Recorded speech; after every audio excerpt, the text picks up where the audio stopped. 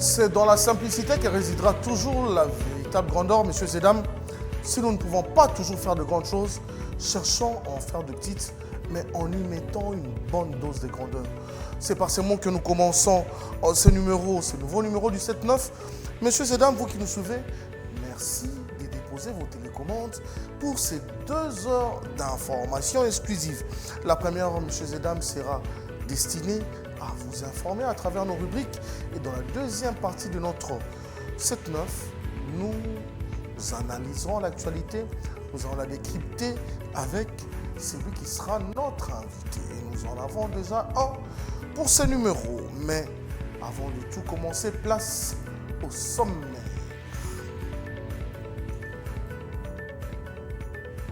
Formation du gouvernement, les choses doivent aller vite. Judith Toulouka Souminois consulte déjà les ténors du présidium de l'Union sacrée ont été les premiers à être reçus par la formatrice. Élection du bureau définitif de l'Assemblée provinciale de Kinshasa. 3 noms se disputent le perchoir de l'hémicycle de la Gombe. Mbukoso, Lévi Mouta et Jésus Noël Cheke, que le meilleur l'emporte. Voilà, messieurs et dames, c'est par ce sommaire que nous commençons. C'est 7-9, nous sommes en plein pied donc de ce rendez-vous d'information. Tout de suite, place à la première rubrique, l'actualité.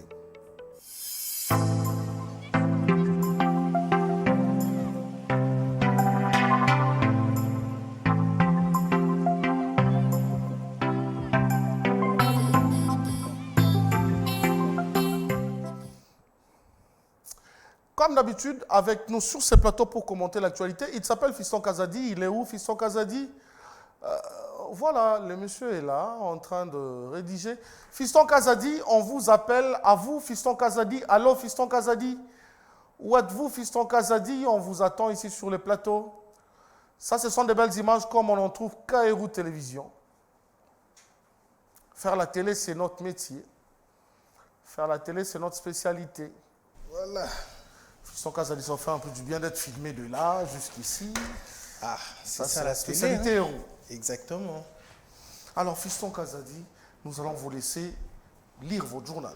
Merci beaucoup, Amen Dimouani. La première ministre Judith Souminois a débuté depuis ce mercredi les consultations avec les différents acteurs politiques, membres de l'Union sacrée de la Nation. Augustin Kabouya, Vital Kamere, Jean-Pierre Bemba, Bati Lukwebo ont été les premiers à être consultés par la chef du gouvernement. Face à Kinshasa, entre Judith Souminois, la première ministre congolaise nommée par le président de la République Félix Tshisekedi, avec le ministre des Affaires étrangères, la diplomate belge a exprimé la volonté de son pays à accompagner le gouvernement congolais qu'elle va diriger, Judith Toulouka.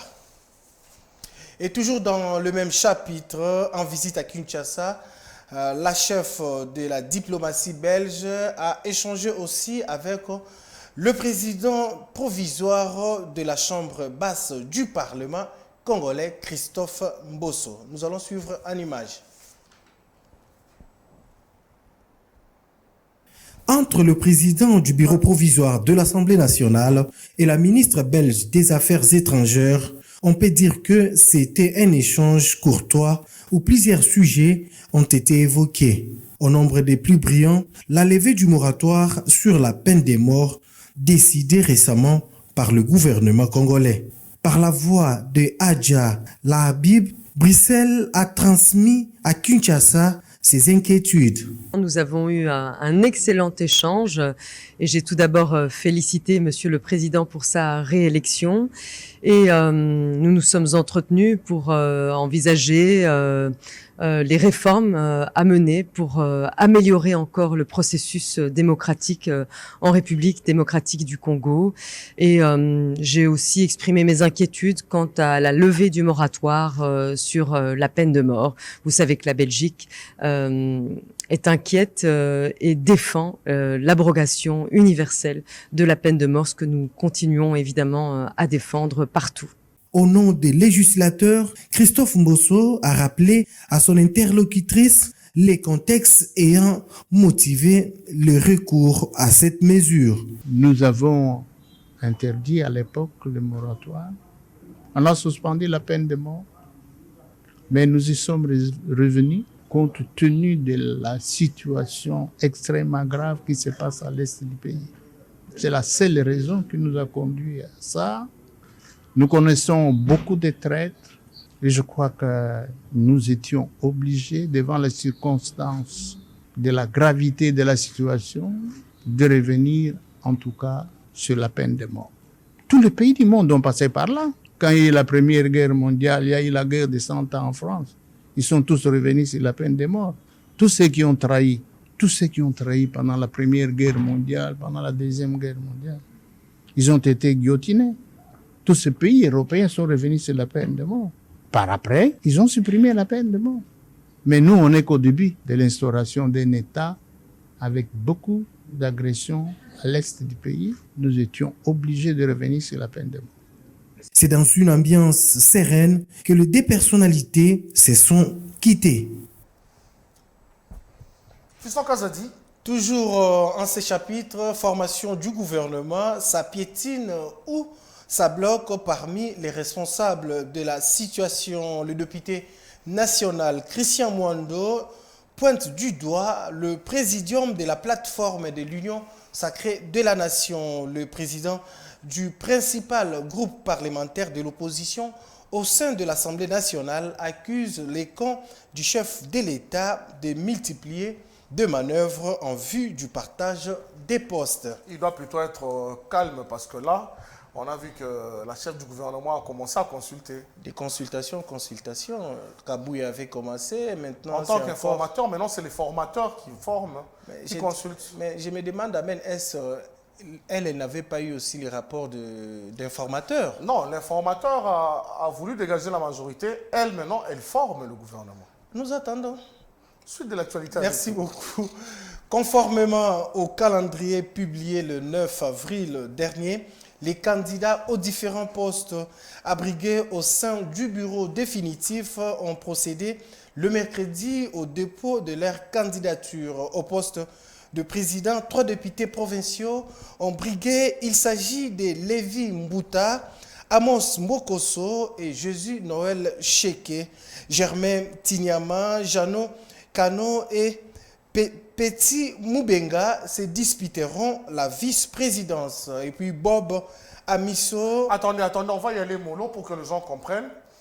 Fiston Kazadi, donc pour le poste de président de l'Assemblée provinciale du bureau, nous avons Fiston Bahati, Fiston Lukwebo. Ça, vous parlez de le poste du président? Oui, le poste. Non, le poste du président, nous avons Lévi Mbouta. Et puis Amos Mbokoso. Et on peut revenir en image avec la régie. Enfin, sur les premières images, les premières photos, voilà, nous avons Lévi Mbouta, Amos Mbokoso. Et puis enfin, Jésus Noël Cheke. Ça, c'est pour le poste du président. Et pour le poste de premier vice-président? Premier vice-président, nous avons Germain Tignama.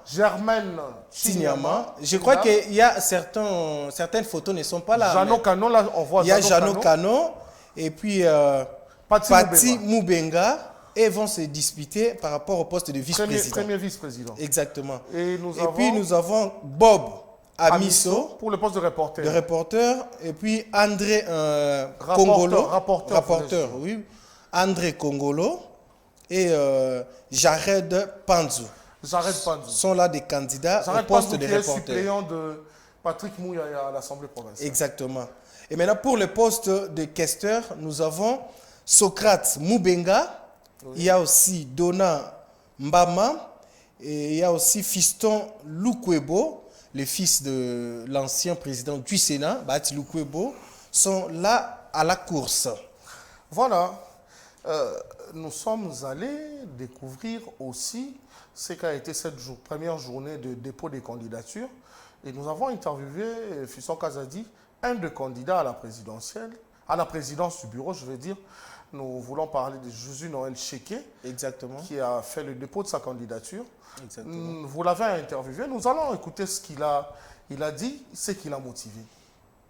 On doit tous comprendre que l'acte que nous venons de poser aujourd'hui est à prendre comme étant une dynamique en phase avec la vision du président de la République qui veut voir Kinshasa, à l'instar de toutes les autres provinces du pays, s'aligner sur la voie de son développement.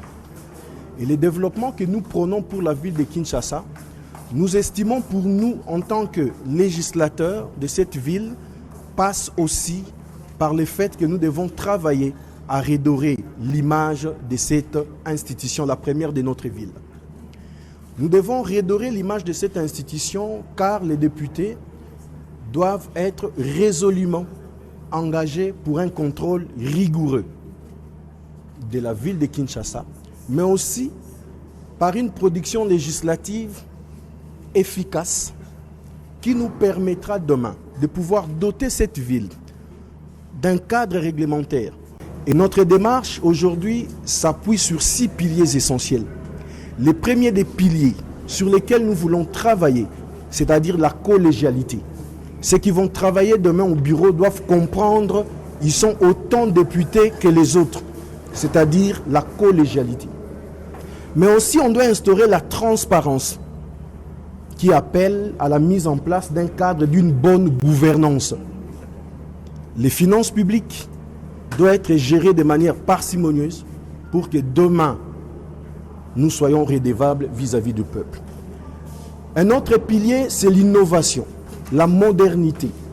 Nous estimons qu'il est temps que ces cadres, temple de la démocratie au niveau de la ville de Kinshasa, puissent revêtir de sa plus belle robe et que les députés et les administratifs puissent travailler dans de meilleures des conditions.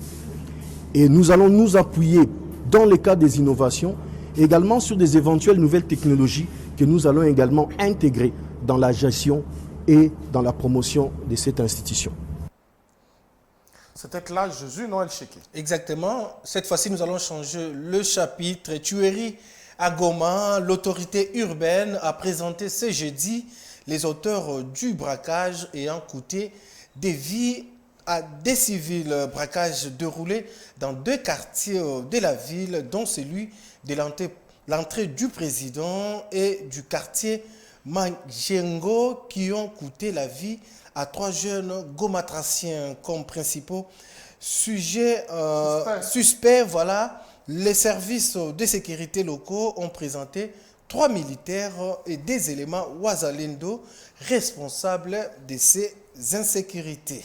Restons toujours à l'intérieur du pays, Fiston Kazadi, Oui. pour d'autres informations. Exactement. Ils sont au total 4 personnes à avoir trouvé la mort à la suite du déraillement d'un train au pont 36 du Lex Ubundu Kisangani dans la province de la Chopo. D'après les sources, il s'agit d'un train marchandise de la société des chemins de fer de Ouélé. Outre les morts, on compte plusieurs blessés ainsi que des pertes énormes de biens et matériels. Nous restons à l'intérieur, nous venons à Kinshasa. Exactement. Le forum économique Grande-Bretagne, République démocratique du Congo s'est ouvert à Kinshasa. Selon le ministre de l'Industrie, Julien Paluku, qui a ouvert ses assises, 26 grandes entreprises de la Grande-Bretagne y prennent part. Ce forum planche sur la consolidation des liens entre les opportunités qu'offre la République démocratique du Congo et la capacité de la Grande-Bretagne à transformer ces opportunités en richesse. Il faut dire, Fiston Kazadi, qu'on a comme l'impression que Julien Paluku, dans son ministère, a beaucoup bougé. Hein? Bon, ça a bougé, mais je vais ici vous rappeler que depuis que nous avons commencé avec Joseph Kabila et jusqu'à ce jour, Julien Paluku est toujours ministre. Bon, Non, il était gouverneur avant. gouverneur et puis ministre. Bon, il est toujours homme d'État dans notre pays. Espérons que les choses continuent à aller de l'avant. Bon, avec Vous êtes de ceux qui veulent de nouveaux visages. c'est ça un peu mon souhait, Amen. Vous savez, Il a laissé un nouveau visage au Nord Kivu. il a fait un bon travail. Il était gouverneur, ministre plusieurs fois. Alors, je pense qu'il est aussi temps qu'il devienne aussi expert, de laisser la place aussi à notre Congolais. Ils sont nombreux, hein, les gens intelligents. J'espère que vous aussi, vous deviendrez expert et que vous laisserez votre place à quelqu'un d'autre. Pourquoi pas? Très bientôt. Pour l'amour du pays. Ok, pour l'amour des roues. Du pays. Ah, vous parlez des roues, voilà, pour l'amour des roues. On peut aussi le faire. Hein. Suite de l'actualité, Fiston Kazadi. Autre chose, des eaux suite à des fortes pluies attendues au mois d'avril, prévient le chef des divisions du centre météorologie de la Mételsat. Augustin Tagisabo pense que ces eaux de pluie occasionneront des éboulements des terres, érosion ainsi que la montée des eaux sur la ville de Kinshasa et dans d'autres provinces. Messieurs et dames, nous tenons à faire passer ces reportages encore et encore parce que nous sommes sous la saison de pluie et il est important que tout le monde sache déjà que la météo a prévu des pluies, a prévenu sur de pluies fortes qui vont venir et nous le faisons pour nous permettre à nous tous de pouvoir prendre nos précautions pour ne pas subir ce que nous avons connu il y a quelques mois, au mois de février surtout, parce qu'on dit qu'il y aura la montée des eaux. Vous qui vendez à côté des eaux, vous qui vivez au bord de différents cours d'eau, sachez qu'il y aura des fortes pluies et l'eau va monter. Prenez vos précautions. Et pour ce faire, suivons ces responsables du Mételsat qui nous demandent de prendre nos précautions. Nous avons déjà prévenu le public à partir du mois de février que nous aurons au mois d'avril la montée des eaux. Donc nous aurons une période de pluie, mais à caractère excédentaire. C'est-à-dire qu'il y aura un peu excès de précipitations, la fréquence des pluies. Nous sommes en train de connaître déjà cette fréquence des pluies telle que nous l'avons prévenue dans la prévision que nous avons faite pour le mois de mars, avril et mai. Donc le mois d'avril, c'est le mois le plus pluvieux de la première partie du semestre, parce qu'il y aura encore deuxième partie du semestre, d'où le mois de novembre sera le mois aussi le plus pluvieux. Et particulièrement sur la ville de Kinshasa, comme c'est à l'ouest, nous sommes dans la saison de pluie et nous devons nous attendre à des montées des eaux, à des éboulements des terres. Nous devons nous attendre à la montée des eaux sur certaines parties de la ville. Les données que nous avons, les données météorologiques, nous montrent déjà que la saison est déjà dans son cours normal. Nous sommes en pleine saison où nous sommes en train d'enregistrer déjà les quantités les plus élevées qui nous montrent déjà que les quantités les plus élevées de précipitations peuvent atteindre dans les 15 au-delà des 20 mm d'eau que nous pouvons enregistrer sur la ville. Ça traverse la ville de Kinshasa et puis alors ce sont des situations qui sont en train de véhiculer sur l'ensemble du pays et sur la partie sud du pays en donnant cette fréquence de pluies qui sont un peu instantanées. Voilà, vous venez de suivre là, donc c'était le responsable de la météo qui nous prévient que de plus fortes vont venir avec des vents violents et que le niveau des eaux va monter. Messieurs et dames, nous tenons à vous le répéter, prenons nos précautions. Voilà, c'était tout pour la rubrique actualité que nous a apporté ici Fiston Kazadi. Place à la prochaine.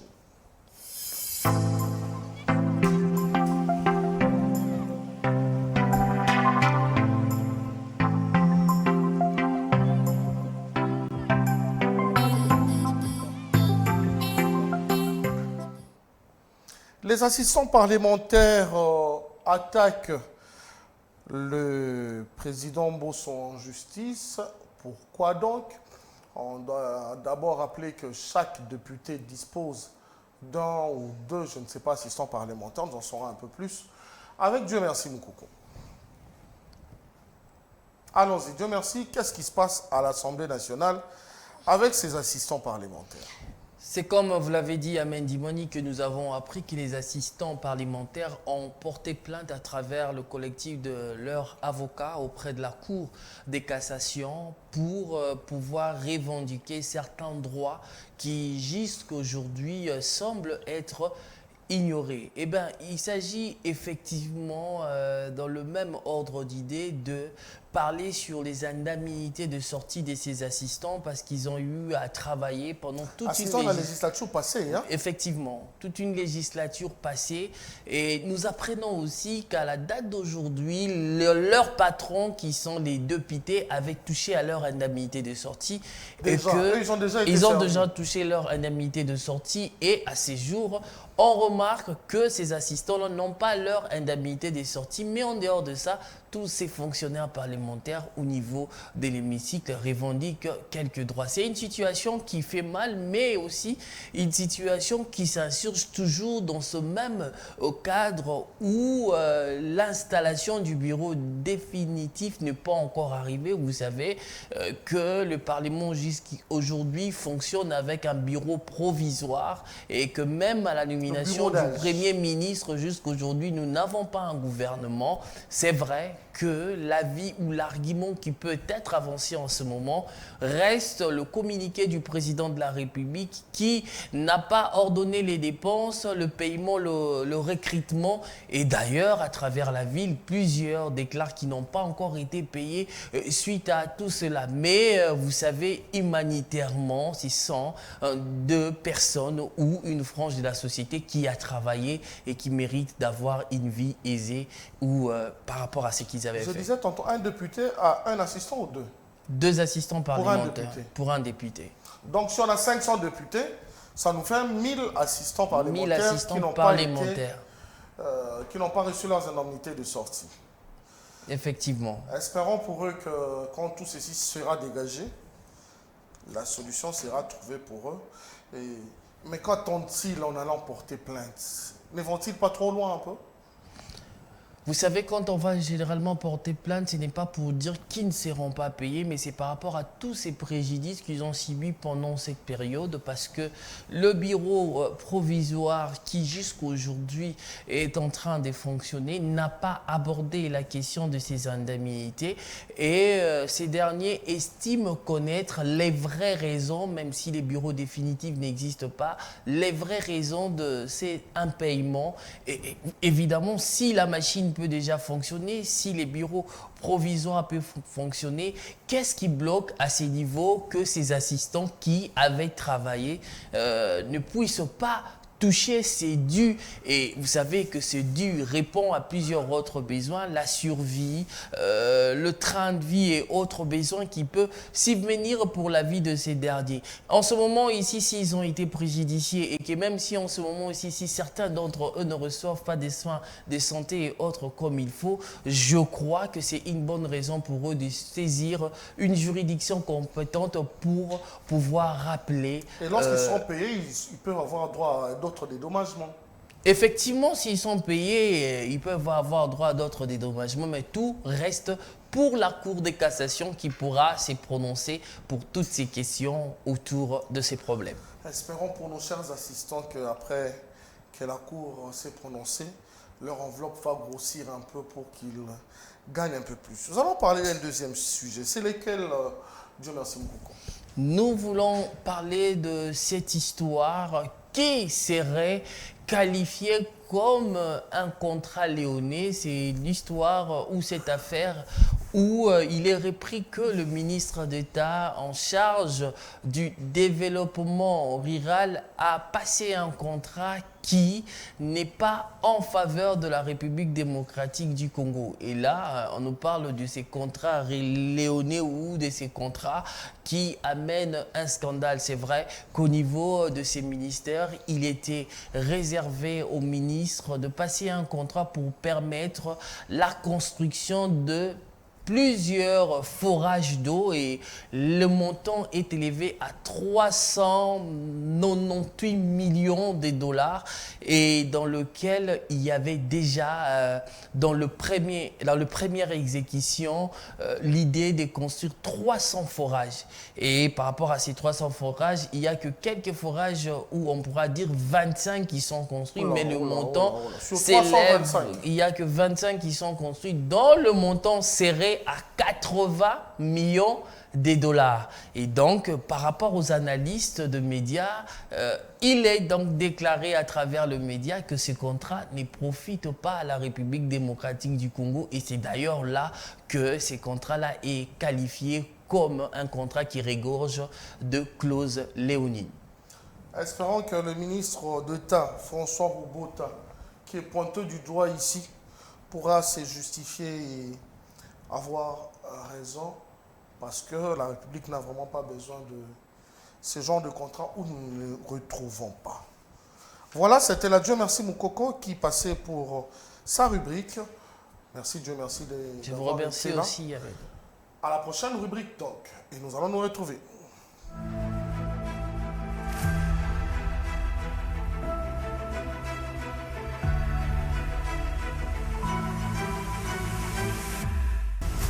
Eurotélévision.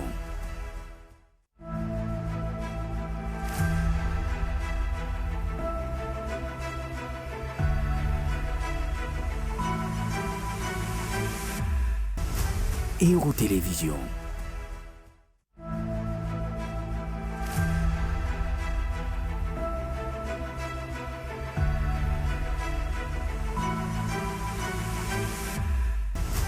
Eurotélévision.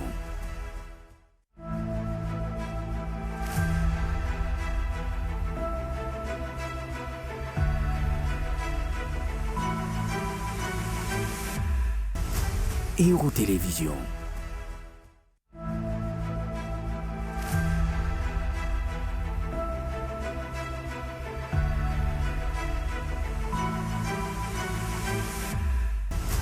Eurotélévision.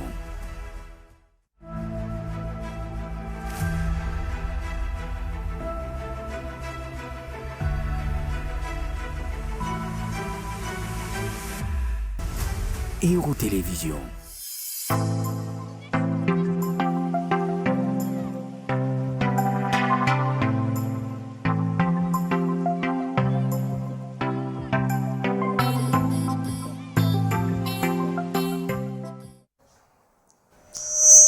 Messieurs et dames, c'est la partie de l'émission où je suis le plus gêné, évidemment parce que je reçois sur ces plateaux Monsieur Sport, Oba Limbinga, plus géant que moi, il voyait un peu, moi je suis un peu dérangé.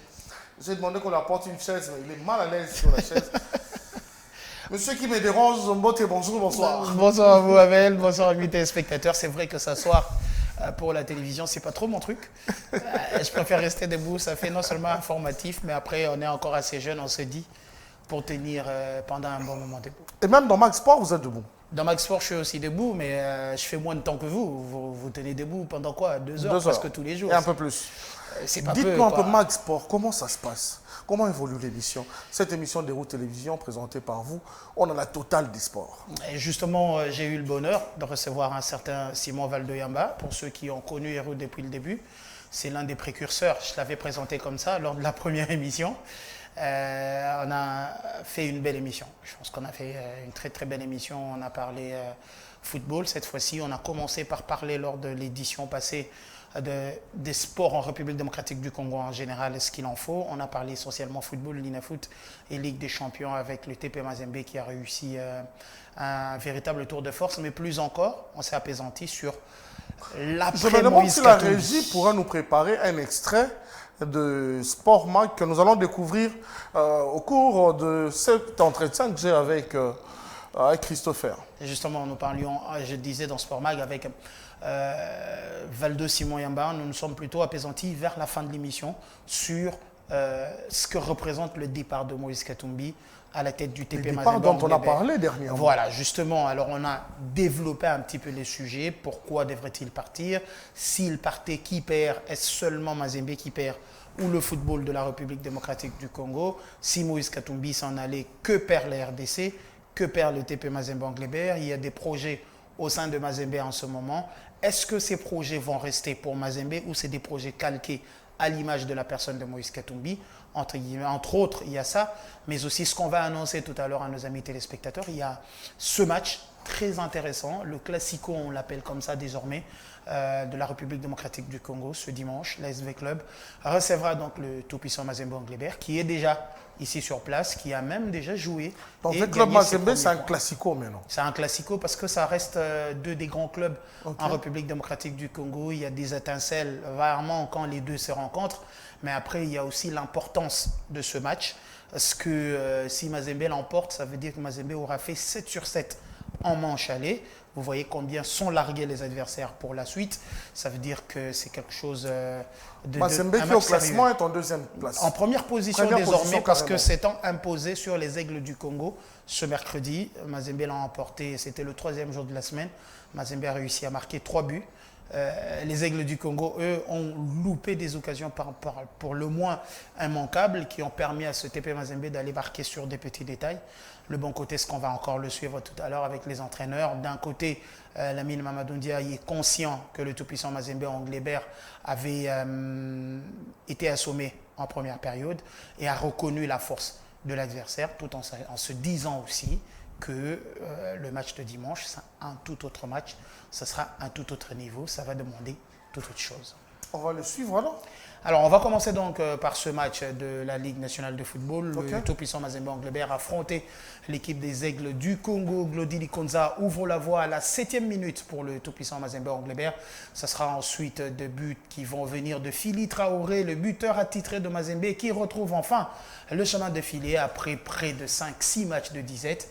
Et pour clôturer, c'est Oscar Kabouit qui va faire une superbe passe, un vrai slalom, pour permettre donc au tout-puissant Mazembe Anglebert d'aller réussir à s'imposer sur l'équipe des Aigles du Congo. Je pense qu'il y a les 3 buts avec nous, mais aussi et surtout, j'aimerais attirer l'attention sur les quelques occasions manquées des Aigles du Congo qui auraient pu faire mouche dans ce match. Mais il faut quand même admettre qu'ils entrent, leur entrée s'est fait remarquer, les Aigles du Congo. Déjà, même si c'est pas si terrible, mais il s'est fort remarqué. Non, mais c'est déjà énorme. Ils se sont taillés leur place. C'est déjà énorme. Moi, je ne dis pas que c'est pas si terrible. Je dis que c'est énorme ce que font les Aigles du Congo, simplement parce que c'est une équipe créée il y a à peine 7 mois, aller jusqu'à jouer le plus haut niveau du football au niveau national. Mazembe, tout ça. Voilà, aller croiser Mazembe en play-off, aller aujourd'hui croiser le fer avec V-Club, avec Mazembe, avec le Football Club Saint-Éloi Popo, retrouver sur son chemin l'équipe de Maniema Union. Les 4 clubs cités sont les 4 prétendants à la représentation africaine, à la représentation de l'RDC en compétition africaine interclub. Les Aigles ont une super belle équipe, mais après, c'est une équipe qui évolue jusque-là en dents de scie. Vous aviez suivi avec nous lors de notre 7-9 passé, notre intervention, l'entraîneur Luc Heyman qui se plaignait un petit peu de son équipe parce que aux entraînements, ils rigolent. Au lieu de se préparer, ils passent leur temps à rire, ils ne prennent rien au sérieux. Je retiens une parole, c'est très difficile de continuer à coacher dans ces conditions-là. Je me disais, même en me posant la question, est-ce que ça annonce une démission de l'entraîneur belge venu au sein de l'équipe des Aigles du Congo? Ça reste une question. Mais après, il y a quand même des pépites au sein des Aigles du Congo qui font qu'il y a de quoi espérer voir cette équipe au haut niveau encore l'an prochain. Pourquoi pas aller voir se concrétiser ce projet de Vidi Chimanga, qui lui est propriétaire de cette équipe. Mais après ce match contre le TP Mazembe Anglebert, il a été fair play. Sur ses réseaux sociaux, il a dit être content de perdre de la manière que c'est arrivé parce que son équipe était au top. Je pense que c'est l'équipe qui s'est créé le plus d'occasions dans ce match, mais malheureusement, la Baraka n'était pas avec les samouraïs, comme on les appelle. Ça, c'est leur nickname. Leur nickname, les samouraïs, les Aigles du Congo. Suivons les grands extraits de ces matchs entre le samouraï et le corbeau. Justement. La balle est toujours pour les corbeaux du TP Mazembe. Mangwengi Manouma pour Philippe Kinzumbi. Le centre de Kinzumbi qui est bien tenté. Et oui, l'ouverture du score du TP Mazembe. Belle quête logé dans l'angle fermé. Likonza Gloni pour donner l'avantage au combo du TP Mazembe. Ah oui, hein, là il est bien placé. Le capitaine, c'est lui qui donne les temps, il montre la route, il montre la voie. Action intercepté par Tolkaembe Moujanaï. Ibrahim Matobo, Ibra Matobo, il va tenter de percer. Matobo, il est dangereux. Matobo, quelle vitesse! Il a toujours la balle. Ces garçons étaient génies. Matobo, il arrive peut-être à percer. Matobo encore. Oh, l'intervention, il continue de percer. Matobo, la passe de Matobo là-bas. Vous pouvez donner à ses coéquipiers après cette très grande course, je crois, de plus de 50 mètres. Les couloirs du TP Mazembe. L'en-bas de Dieu merci Moukoko Amalé, la mortille de la poitrine. Djoumekou qui frappe. C'est trop écrasé. Attentif de jour. Jusqu'à Kawit pour Mersen Gimbi. Kawit, la passe de Kawit pour Traoré qui va frapper. Les seconds buts de TP Mazembe. Et constater les dégâts. Regardez comment il combine très bien sur cette action-là. Un bon renard de surface. Très bien maîtrisé par Philippe Traoré.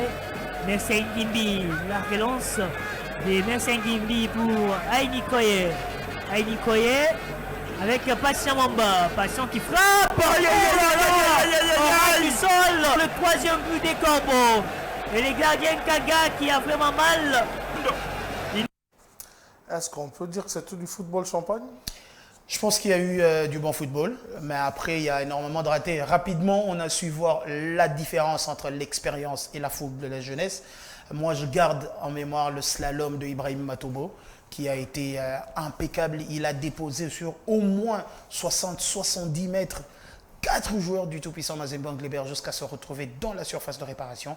Et là, malheureusement, un peu manque de lucidité peut-être, au lieu de faire une passe, il a choisi d'aller tenter une frappe alors que le gardien avait déjà fermé son angle. Mais je pense que Vidi et Chimanga n'a pas tort d'être fiers de ce qu'ils ont fait au-delà de ce que représente une défaite. C'est une équipe qui a été complètement métamorphosée, différente de la mauvaise image laissée face à l'équipe de Maniema Union, ce qui avait poussé l'entraîneur à ce coup de gueule-là. Mais aujourd'hui, c'était une équipe différente. Et d'ailleurs, après ce match, M. Emel n'était pas à la fameuse et traditionnelle conférence de presse d'après-match. Il a plutôt envoyé son adjoint Marcel Mayala, qui lui a certes reconnu leur supériorité. Le grand Mayala qu'on a connu. Le grand gardien. Vous aviez posé la question dernièrement. Il est entraîneur de gardien adjoint dans ce projet de Zègle du Congo. Et c'est lui qui était devant les chevaliers de la plume et du micro. On va suivre? On va suivre l'extrait. Suivons. Déjà, le match, comme vous le savez, c'était David contre Goliath. Voilà, nous avons bien entamé le match.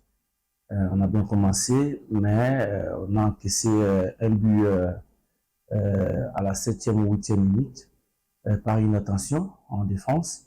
Et ça nous a un peu déséquilibré. Mais qu'à cela ne tienne, nous avons continué, nous avons multiplié des efforts sur le terrain. Les jeunes se sont bâtis.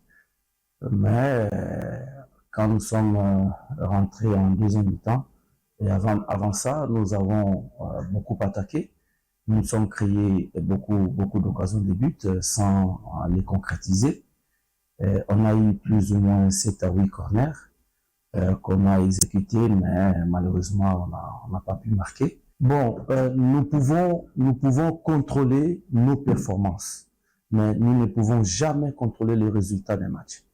Donc, à chaque match, quand nous venons, nous montons sur le terrain, c'est avec l'esprit de gagner le match. Mais il arrive des fois, on ne gagne pas. Donc, ce sont des choses qui arrivent, comme j'ai toujours dit. Nous avons voulu gagner les matchs. Vous avez eu notre façon de jouer. Nous avons bien joué. Et à mon humble avis, je trouve que nous avons dominé Mazembe du début jusqu'à la fin.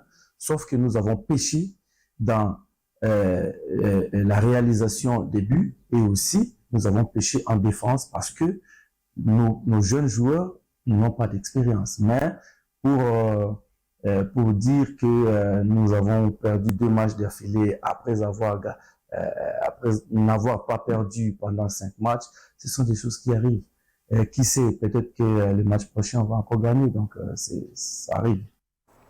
C'était là le coach adjoint de l'équipe des Aigles du Congo, Marcel Mayala, pour ceux qui connaissent le football de la République démocratique du Congo. Pour des gens comme nous qui connaissons l'histoire de football, on connaît Mayala, on connaît Tokala à la belle époque. Il y a aussi Kimoto. Moi, je suis plutôt fier de voir que cette génération est en train, petit à petit, de prendre la relève des entraîneurs ici en République démocratique du Congo, parce qu'au-delà de ces deux-là, il y a la génération Pamphile Miayo avec le TP Mazembe Anglebert, Robert Kidiaba, entraîneur de gardien jusque dans l'équipe nationale, Guy Loussadi Soubasisila, qui est entraîneur de l'équipe de Dauphin Noir. On a parlé de Bokesse à une certaine époque. Gladys Bokesse, qui était au Daring Club Motema Pembe à un moment. Kassongo Ngandou Isaac, ancien international, qui lui était même au sein de Don Bosco, New Soger. C'est bien qu'on le voyait ailleurs aujourd'hui, que ce soit cette classe-là qui petit à petit est en train de reprendre la relève. Le bon côté, c'est que c'est des gens qui ont eu la chance d'être quand même suffisamment formés. Mais face à eux, il y a un certain vieux loup, c'est Lamine Mamadou Ndiaye, entraîneur du TP Mazembe Anglebert, en 2 temps parce qu'il était là, il est parti, il est revenu. Finalement, Lamine Mamadou Ndiaye pense de son côté qu'ils ont été certes dominés. En deuxième période, Mazembe était plutôt bon, mais que surtout, après avoir débauché autant d'énergie en Ligue des Champions, il est toujours très difficile de rentrer à la maison et d'aller jouer un match qui plus est face à une équipe comme celle des Aigles du Congo. Lui aussi était dans la traditionnelle séance de point de presse d'après-match. Et on va le suivre.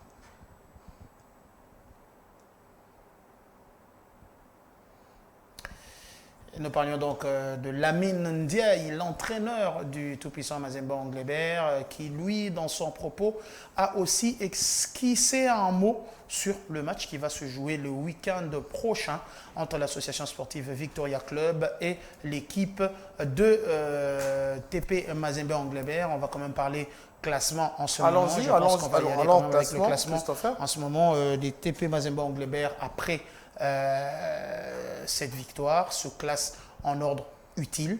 Mazembe donc fait du 5 sur 5. Mazembe est en tête du classement partiel avec un total de 15 points. Donc 0 défaite pour le TP Mazembe Anglebert, 0 match perdu pour l'équipe de Lubumbashi. Mazembe qui a un match en moins, en tout cas 2 matchs en moins par rapport à tout le monde. Il lui reste de jouer l'association sportive Victoria Club et le football club Saint-Éloi Popo pour clôturer sa manche aller, alors que tout le monde a déjà avancé avec ses matchs. Donc on voit sur ce classement 15 points pour les Corbeaux du tout-puissant Mazembe Anglebert, carton plein jusque-là à l'issue de 5 journées, suivi de l'équipe de Maniema Union à 2 longueurs, soit 13 points pour l'équipe de Kindu.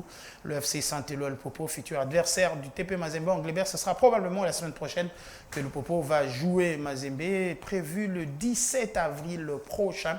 Les Cheminots sont en 3e position. Les Moscovites, adversaires de ce dimanche du TP Mazembe Anglebert, joueront au stade des Martyrs de la Pentecôte ici à Kinshasa. Et ça fait 10 points pour les Verts et Noirs de Kinshasa. Les Aigles du Congo, malgré la lourde défaite, 3-0, 9 points. Et derrière, Don Bosco se trouve à 4 longueurs. Il y a un peu d'air pour Don Bosco, plutôt entre Don Bosco et l'équipe des Aigles du Congo. Mais regardez derrière, Don Bosco 5, Lubumbashi 4, Dauphin Noir 3. Ça joue vraiment serré. Une victoire, une défaite dans le bas du classement. Voilà, ils risquent, eux, de perdre un petit peu leur place. S'il y a play-off, c'est qu'il y a play-down, parce qu'il y en a qui doivent monter et d'autres qui doivent descendre. Et justement, déjà ce vendredi, les play-down commencent en République démocratique du Congo pour savoir qui va quitter le championnat d'élite de la RDC pour aller en 2e division. Ça va se jouer dans les 2 poules comme c'était lors de la phase classique. Ça se jouera dans la poule A pour ce qui est centre-sud, donc Lubumbashi et Mbujimai entre guillemets, et aussi la zone B où il y avait Kinshasa, Maniema et autres. Et justement, donc ce vendredi 13, au stade Kibasa Maliba, ce vendredi 13 plutôt, c'est au stade Frédéric Kibasa Maliba. Ce sera vendredi 12, donc c'est le 11 aujourd'hui, je pense, probablement, je crois que c'est vendredi 13. Justement, ceci date, mais ce qui est vrai, c'est que c'est ce vendredi que le stade Kibasa Maliba va vibrer au rythme du match. Blessing Football Club contre la jeunesse sportive Bazano. Blessing dirigé par un certain Jean-Marie Chizaïnga, ancien président du Football Club Saint-Éloi Lupopo, qui, comme Vidier Chimanga, a choisi à son tour, en quittant Lupopo, d'aller faire son équipe Blessing Football Club. Et ça fait quelques années que cette équipe joue dans le ventre mou du classement du championnat d'élite de la République démocratique du Congo. Bazano, qui a perdu pied cette année. Et finalement, à Kinshasa, ça va se jouer avec l'Olympique Club Renaissance contre la Sekouya. On sait très bien comment ça va se jouer. On va regarder aussi d'autres matchs qui ont été prévus pour ce qui est de la poule B. On va regarder avec Kovo Mamona sur les prochaines confrontations qui vont se jouer en cette Ligue nationale de football. Ce sera là les playdowns, on le disait, pour ce qui est du football d'élite de la République démocratique du Congo. Samedi donc, les matchs vont se poursuivre. L'équipe de Rangers, Academic Club Rangers, dont le président est récemment passé honorable député national de la République démocratique du Congo, Lambert Osango, justement. L'équipe de Binanou, c'est Kouya, évidemment. Okay. Vous en connaissez un rayon en matière de sport. Alors, je connais surtout les présidents, je m'intéresse aux présidents des clubs. Parce que parfois politique aussi. Donc, FC Étoile, déjà, jouera à Rangers, alors que le Daring Club Matara-Pembe affrontera l'équipe de Céleste FC, Céleste qui était un peu la révélation l'année dernière, l'année d'avant, parce que le championnat s'était arrêté. Je pense qu'après 3 ans, nous tendons lentement mais sûrement vers un tout premier championnat qui va aboutir dans l'élite de la RDC. Christopher, quel devient le Daring Club Motema-Pembe? Le Daring reste égal à lui-même avec Paul Kassembele. Tout récemment, on a vu des passages, entre autres des personnes susceptibles de signer des contrats avec le Daring Club Motema-Pembe, dont un monsieur qui était ancien président de l'Olympique de Marseille. Sur quelle base ils vont signer un contrat? Sur quoi cela va porter? Jusque-là, malheureusement, le Daring Club Motema-Pembe n'a pas communiqué là-dessus. Nos efforts pour entrer en contact et poser ces questions sont restés lettres mortes. Motema-Pembe s'est préparé comme tout le monde pour ses playdowns. Le risque, en n'étant pas en forme à ce niveau, c'est que Motema-Pembe se retrouvera relégué en 2e division de la Ligue nationale de football. Donc s'il faut espérer pour que Motema-Pembe revienne très rapidement dans l'élite, je pense qu'il faut à l'équipe d'aller se préparer. Il y avait quand même un travail qui a été abattu à un moment, le travail qui a continué. Maintenant, on va voir sur le terrain ce que Motema-Pembe va donner lors de ce championnat. Ok. C'en est fini pour complètement le fini classement. Donc, pour notre, Nous allons quand même revenir sur la conférence de presse d'après-match. De Lamine Mamadou. On n'avait pas suivi Lamine Mamadou. Ah, justement, on va suivre l'entraîneur du Mayala. On ne va pas faire deux mesures. On va rester dans l'équilibre. On va suivre donc le coach du tout-puissant Mazembe.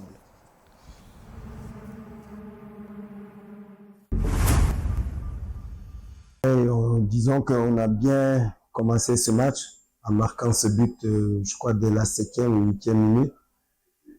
Après, on a baissé pied. Peut-être c'est dû aussi à la force de l'adversaire qui, je pense, les minutes qui ont suivi, s'est procuré quand même pas mal de situations. Bon, heureusement que notre gardien était dans un bon jour pour enrayer les actions adverses. Parce que c'est vrai, quand tu sors des gros matchs, souvent le match qui suit est un peu difficile à jouer parce qu'on a laissé beaucoup d'influx, beaucoup de force aussi à Luanda. Bon, malgré tout, je pense que l'expérience a prévalu parce que l'adversaire aurait pu en première mi-temps, je pense, revenir au score. Mais en deuxième mi-temps, je pense qu'on a mieux maîtrisé le match et bon, c'est tout à fait normal qu'on fait le break. Le discours, il est simple, hein, c'est le discours que je fais pour tous les joueurs. Je pense que c'est vrai, quand on est attaquant, on se procure des occasions, ça veut dire qu'on est dans le match. Même s'il n'a pas la réussite qui va avec. Je pense que hier, un de vos confrères me disait « Ah, Philippe Traoré, ça fait quelque temps qu'il marque pas. » Je dis « Bah, ça arrive à tous les buteurs. » Et aujourd'hui, voilà, marquer un but. Oscar, c'est pareil. Vous savez, c'est un garçon qui a du talent et puis qui a beaucoup de vitesse. Maintenant, il faut, sur les fondamentaux qui s'appliquent, quand je dis les fondamentaux, c'est tout ce qui est contrôle, passe, etc., etc. Il faudrait qu'ils travaillent davantage, justement, pour passer un palier, parce qu'il lui arrive de rater des passes faciles, alors que à ce niveau-là, je pense qu'il est capable de faire beaucoup, beaucoup, beaucoup mieux. Mais il faut l'encourager, et puis c'est ce qu'on fait. Et puis, je pense que la réussite va finir par arriver. Ouais, le mérite revient aux joueurs, parce que je pense que c'est eux qui courent, c'est eux qui marquent les buts, c'est eux qui se créent des situations. Bien sûr qu'on est content de ces résultats, même dans la difficulté, on arrive quand même à faire la différence, parce qu'aujourd'hui, on n'a pas fait un gros match. Mais malgré tout, on est resté solide, on est resté solidaire. Et je pense que c'est ça aussi la force des grandes équipes. Même dans les moments difficiles, se serrer les coudes et puis arriver à obtenir un résultat positif. Qu'est-ce que ça fait à l'équipe? Du bien, tout simplement. Peu importe celui qui marque. L'essentiel, c'est que l'équipe marque. Voilà, peu importe celui qui marque. Quand vous avez un capital but, c'est-à-dire tous les attaquants qui scorent, moi, je préfère ça que de miser sur un joueur. Parce que si tu mises sur un joueur, le jour où il est malade ou il est blessé, là, vous êtes dans des problèmes. Donc, il ne marquait pas, mais d'autres s'en chargeaient. Donc, c'est ça la force collective d'une équipe. Le travail, tout simplement. Je pense qu'on a beaucoup travaillé et les garçons ont adhéré surtout. Et je pense qu'ils n'ont pas ménagé leur effort. Et voilà, quand tu travailles bien, tu fais les efforts qu'il faut, avec la réussite, avec la chance, tu peux faire beaucoup de choses, mais il y a encore beaucoup de travail. On est loin, loin, loin, loin du sommet. Là, il faut profiter de ces moments-là. C'est des moments, vraiment des bons moments, disons. Et le match de dimanche, ça va être un match très compliqué. Ça, on le sait. Parce que, Voilà, vous voulez tout savoir sur le sport, c'est Héros Télévision et c'est dans l'émission Max Sport que nous propose Christopher. Christopher, le rendez-vous sont pris dans quel jour et quel jour de la semaine pour Max Sport? Vendredi dans la soirée et on rediffuse dimanche. Vendredi parce qu'on annonce généralement les grands rendez-vous qui se jouent samedi et dimanche. Un petit rappel, piqûre de rappel avant l'heure des matchs qui se jouent généralement à 14-15 heures. Donc, mais ce vendredi, plutôt, on va parler, comme je l'ai dit tout à l'heure, c'est vrai, Lina Foot, TP Mazembe, Ligue des Champions, on a effleuré aussi Moïse Katumbi, mais après, c'est une thématique qui va s'élargir un petit peu sur quel profil de dirigeant faut-il pour le sport de la République démocratique du Congo en partant du prochain gouvernement qui va entrer. Après, qui dirige quelle fédération? Qu'est-ce qu'il faut? Est-ce qu'il nous faut progresser? Je pense que nous allons faire une série des numéros comme ça sur les 2-3 prochains numéros de Max Sport pour essayer de vous faire comprendre ce qu'il faut dans les sports de la RDC.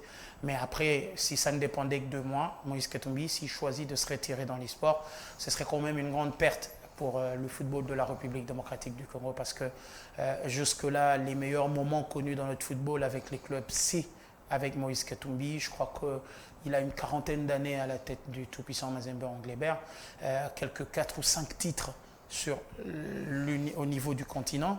Avec Moïse Katumbi, Mazembe a doublé le Daring Club Motema Pembe qui était le club le plus titré en Ligue nationale de football. Mazembe a vu V-Club se réveiller aussi parce que l'hégémonie du TP Mazembe a fait qu'il y ait un sursaut d'orgueil au sein d'un certain Missy Kumba dit Tango Fort pour aller réveiller cette équipe de l'SV Club, mais surtout aller chercher Jean-Florent Ibengue qui a ramené sa touche au sein de l'SV Club. Depuis lors, Vita côtoie un peu plus la scène africaine, mais après a une toute autre considération lorsqu'il faut croiser le TP Mazembe Anglebert. Encore une fois, le Daring s'est fait damer les pions parce que le grand match en RDC, il opposait le tout-puissant Mazembe Anglebert au Daring Club Motema Pembe. Je me rappelle encore d'autres matchs où à Lubumbashi, j'ai vu les joueurs du Daring Club Motema Pembe. C'est une anecdote qui me fait toujours rire. Mais j'étais bouche bée, je me disais, mais on est dans quel monde? Après, quelqu'un à côté m'a dit, c'est justement ça le tiers-monde. Parce que les joueurs du Daring Club Motema Pembe ont refusé d'accéder au stade par la porte. Ils ont choisi d'enjamber la clôture. Comme quoi, il y a des gris-gris, s'ils dépassent, ils vont perdre le match, monter sur terrain, 4-0. Mazembe les a encore bien sérieusement travaillé. Donc du coup, ça continue à me faire rire un peu. Mais depuis lors, ce match a perdu. Ils ont sauté pour rien, quoi. Pour rien, ils ont épuisé au risque de se blesser, quoi. Je trouve ça inconsidéré d'aller faire prendre des risques comme ça aux joueurs. Mais en plus, la clôture du stade Kibasa, elle est grande. C'est pour empêcher. Pour une histoire, c'en était une. Monsieur et dames, l'info dans la totale, c'est dans les 7-9. Nous recevions là Christopher, Monsieur Sport, j'aime l'appeler comme ça, avec qui nous avons fait le tour de l'actualité. Merci d'avoir suivi cette première partie. Place à la seconde.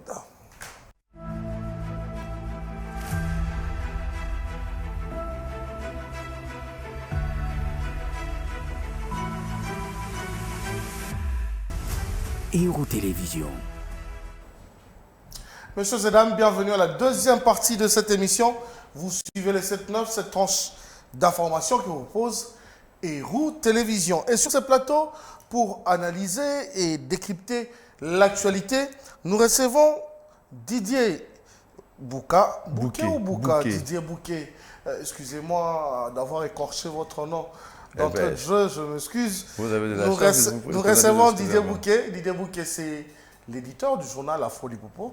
Un journal qui a su faire ses preuves à Kinshasa, ici. Combien d'années déjà d'existence? Plusieurs années, puisque avant, c'était, disons, 2000. 2000. Mais c'est un journal qui avait commencé déjà avant 2000. Il y a plus de 20 ans d'existence. Ouais, comment vous faites pour survivre malgré ce contexte économique assez dur pour un éditeur? Comment vous faites pour rester et toujours publier votre journal? C'est une question intéressante là à propos de notre métier, qui est un métier noble et qu'on vit toujours dans la noblesse. Voilà, donc il faut chercher à avoir les articles placés. Comme la convention n'est pas vraiment toujours à la page, donc on vit avec les articles placés plutôt de publicité ou des annonces de... Pas facile, hein? Pas du tout facile. Vous battez. Didier Bouquet, vous êtes donc l'invité des 7-9. Avec vous, nous allons commenter l'actualité. Mais tout de suite, nous allons suivre ces zappings et revenir. Merci.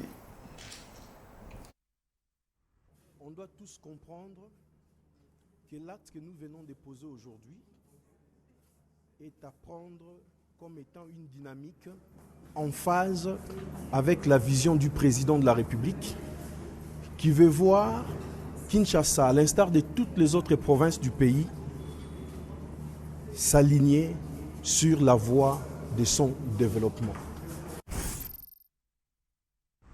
Tout à fait autre chose, le secrétaire général de l'Union pour la démocratie et le progrès social, Augustin Kabouya, a annoncé qu'il ne sera plus candidat au poste de premier vice-président de l'Assemblée nationale. Une décision qui a été mal accueillie par les militants du parti. Il a fait cette annonce mardi 9 avril au siège de l'UDPS. On l'écoute. Oyebi, semaine dépôt la candidature dans l'Assemblée nationale pour la mise en place du bureau définitif de Kosalem. Yango na koyeb sabino na poko alelo. Je ne serai pas candidat pour les bureaux.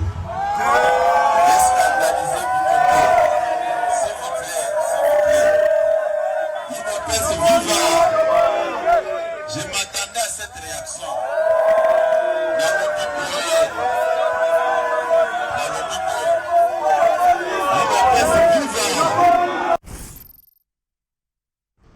There is Kenya, Burundi,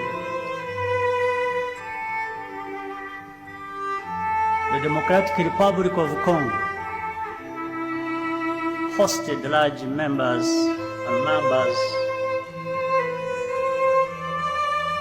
of Rwandan refugees.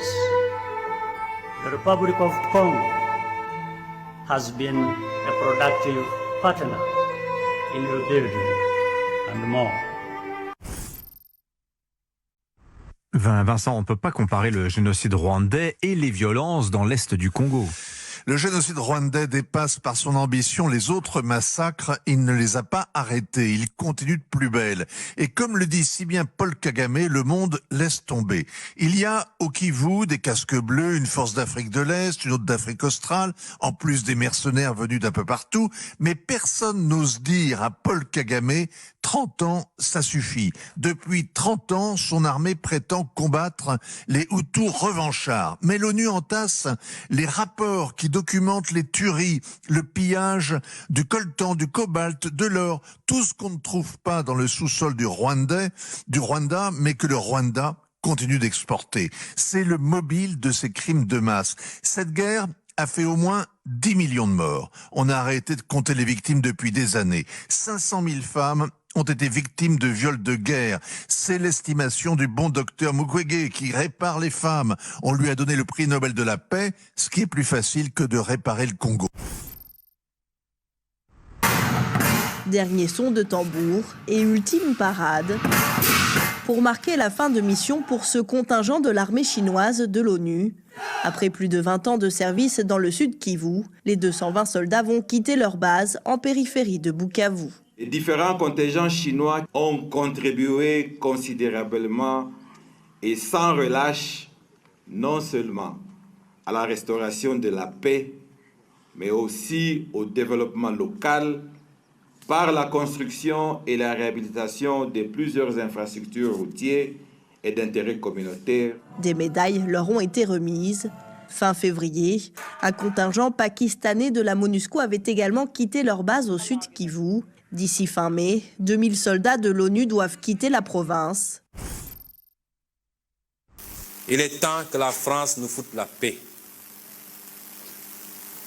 Il est temps que la France prenne exemple sur ses voisins européens. L'Allemagne est la première puissance économique d'Europe, loin devant la France. La troisième ou quatrième puissance économique du monde. L'Allemagne n'exploite aucun pays, aucune colonie. Je peux citer l'Italie, je peux citer l'Espagne, qui avait des colonies avant, mais qui n'exploitent personne, qui ne font pas ingérence, qui n'imposent pas des dirigeants dans leur ancienne colonie. Au nom de quoi la France croit pouvoir continuer à nous imposer des dirigeants, à faire des choix à notre place. Voilà, Didier Bouquet, par quoi doit-on commencer? Par le Sénégal ou par la RDC? Je préfère la RDC. Allons-y. Puisqu'on parle de la RDC, commençons par Kinshasa. Nous avons vu l'Assemblée provinciale là qui en est déjà au dépôt de candidature. Nous avons vu Jésus Noël Cheké, mais il n'est pas le seul. Il y a 3 candidats présidents, 3 candidats pour le poste de président de l'Assemblée provinciale. Les choses vont plutôt bien, on peut dire. Oui, vous savez, on se précipite des fois à dire des choses qui ne lient pas vraiment avec la province. Puisque Kinshasa n'est pas seulement une ville, c'est aussi une province. Quand il faut y aller, il faut aller avec la vision ou avoir une idée générale un peu de la ville. Quand on parle de la ville, on voit aussi la province. Quand tu n'as pas idée comment il faut gérer une province, je ne pense pas qu'il faut aller s'hasarder. Mais au moins, on donne la chance, on souhaite bonne chance à tout le monde qui vont y aller et que les députés provinciaux arrivent à faire un bon choix. Puisque Kinshasa, ce n'est pas Kazangulu, ce n'est pas Maluku, ce n'est pas... Bon, Maluku est à Kinshasa, hein. Excuse-moi, Maluku est à Kinshasa, ce n'est pas Inongo, quelque chose comme ça là. Parce qu'ici, il y a toutes les institutions. La crainte avec ces élections au niveau des assemblées provinciales, c'est la corruption. Nous avons vécu, durant toutes ces législatures passées, des faits de corruption terribles où certains candidats qui m'ont valu la peine se sont retirés simplement parce que les députés provinciaux exigeaient un peu trop. Vous pensez que cette fois-ci aussi, ça sera la consigne du parti qui va peser ou ça sera les espèces sonnantes et trébuchantes encore? Je souhaitais que ce soit vraiment de partis politiques et de corruption. De ces volets-là, moi, je pense que ça ne marchera pas bien. Et pourquoi? Parce qu'on veut tout politiser. Or, si les partis politiques prennent en charge un peu ses membres et candidats, Donc ce serait peut-être mieux que de prendre comme une structure politique. Là, ce ne serait pas bon. Et voilà. Quand nous parlons de ces élections, il y a des chefs de l'État qui avaient instruit à son époque Madame la ministre de la Justice pour qu'elle aussi, elle prenne des précautions avec le cours des tribunaux, je crois, pour que tous les cas de corruption soient dénoncés. Vous pensez que ça sera facile? Qui dénonce le corrompu ou le corrupteur? C'est pas facile, hein? C'est pas vraiment du tout facile. C'est les systèmes, moi je pense, c'est pas vraiment les individus. C'est les systèmes qu'on doit normalement essayer un peu de caler ça ou de freiner ça. Peut-être casser. Un exemple, un avocat doit défendre son client. Son client aussi doit être sincère avec son avocat.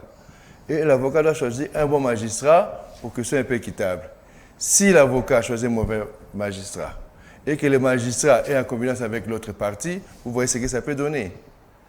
Donc c'est le magistrat qui joue maintenant un grand rôle et c'est l'honnêteté, la conscience de nous autres, ça pourra peut-être éviter beaucoup de trucs de corruption là. Nous avons suivi dernièrement ici la doyenne Nzuzi Wambombo qui proposait que nous puissions revenir à ce système de nomination du gouverneur et que le gouverneur ne soit pas forcément originaire du coin. J'avais bien loué la réflexion de Maman Nzuzi Wambombo. On a connu beaucoup de temps ici, dans notre pays, Congo, Zaïre, Congo, RDC Congo. Donc on a connu beaucoup d'étapes dans ces pays ici. C'est que Mme Nzuzi Wambombo, il avait vécu ça elle-même et elle a même aussi essayé de s'exercer dans ce domaine-là. Elle a fait de bonnes choses, elle a été merveilleuse au niveau du Congo central. À l'époque, c'était Bazaïr. Elle m'a bien joué son rôle. Il y a Kondeville à Gikanda qui est parti Nord Kivu là-bas, vous avez vu. Donc je pense que nommer, c'est plus mieux que de voter. C'est plus mieux, puisque là, c'est le choix du chef de l'État qui pourra peut-être bien aménager des choses qui soient là-bas. Les députés provinciaux vont élire les membres de leur bureau. Et après ça, les calendriers prévoient justement l'élection d'abord du gouverneur et de son vice. Quel est le portrait au bout que vous pouvez faire du futur gouverneur de Kinshasa, par exemple? Il devra être comment? Il devra répondre à quels critères? Voilà, j'avais dit ça tout à l'heure ici. Le gouverneur de la ville-province de Kinshasa doit avoir beaucoup de dimensions, beaucoup des idées dans sa tête, s'il en faut les dire. Ça doit être un Kinois déjà? Pas nécessairement. Okay. Je suis Kinois. Okay. Moi, personnellement, je suis Kinois. Je ne sais pas si vous le saviez. Kinois de Kitambo, je le sais. Non, de Kinshasa.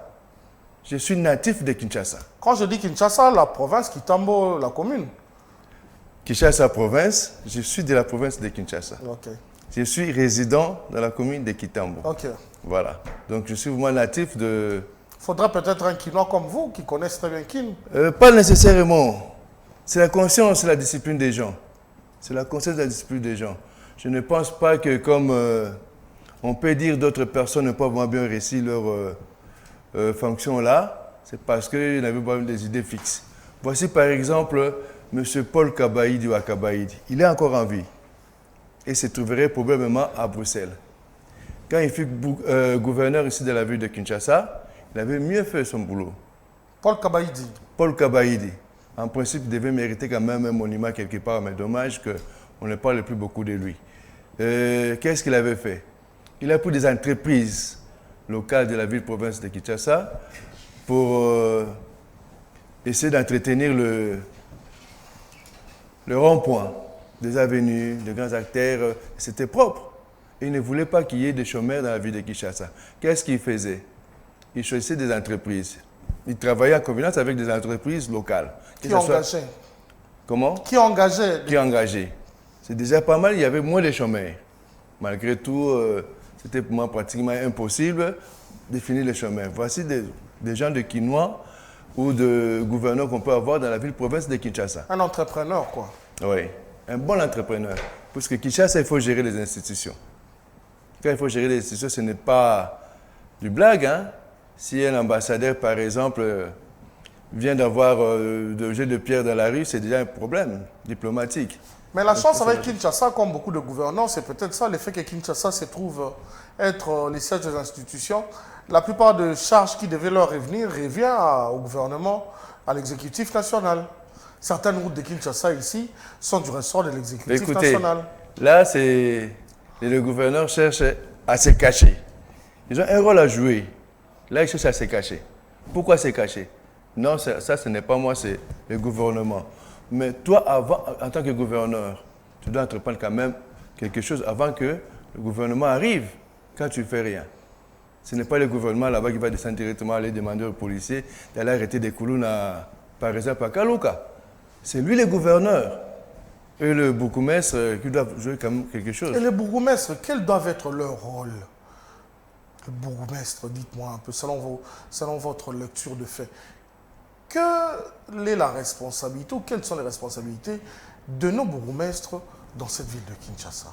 Parce qu'ailleurs, dans des grandes provinces, il y a des villes où il y a des maires des villes, des maires adjoints. Nous, ici, nos bourgmestres, ce sont comme des maires aussi. Tout à fait. Nos maires, quel doivent être leur travail? Parce qu'on a comme l'impression que dans nos communes, même pour qu'une route qui est en train de se délabrer de jour en jour connaisse des travaux, des réhabilitations, il faut seulement que le gouverneur vienne. Mais les bourgmestres, ils sont là pourquoi? Qui a récolté l'argent dans des marchés? Toi, tu es vraiment trop bien un bon jongleur, là, il me semble. Voilà, les bourgmestres, moi, des fois, je les appelle le chef du village. Ils sont là pour garder les territoires qu'il est là. Quand on dit garder, mettre la propriété, et veiller à la sécurité, aux gens et leurs biens et tout qu'on sort. Voilà.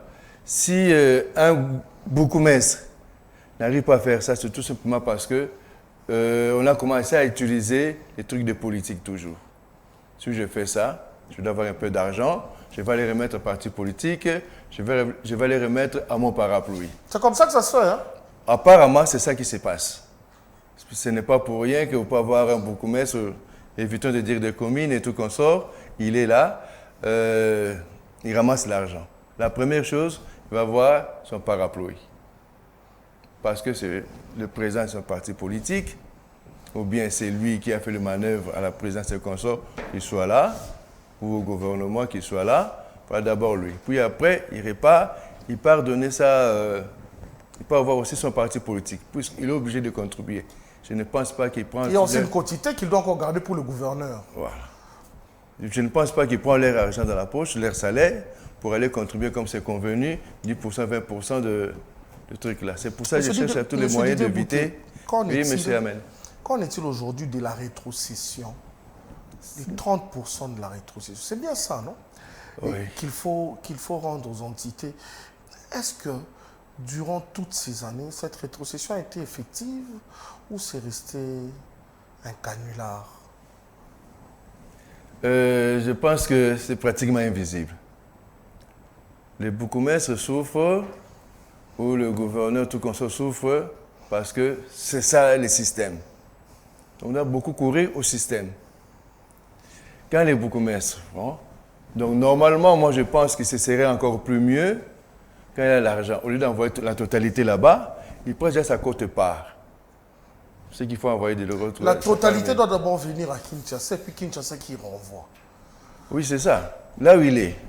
On demande ça. Moi, je pense qu'il va y avoir peut-être le contraire.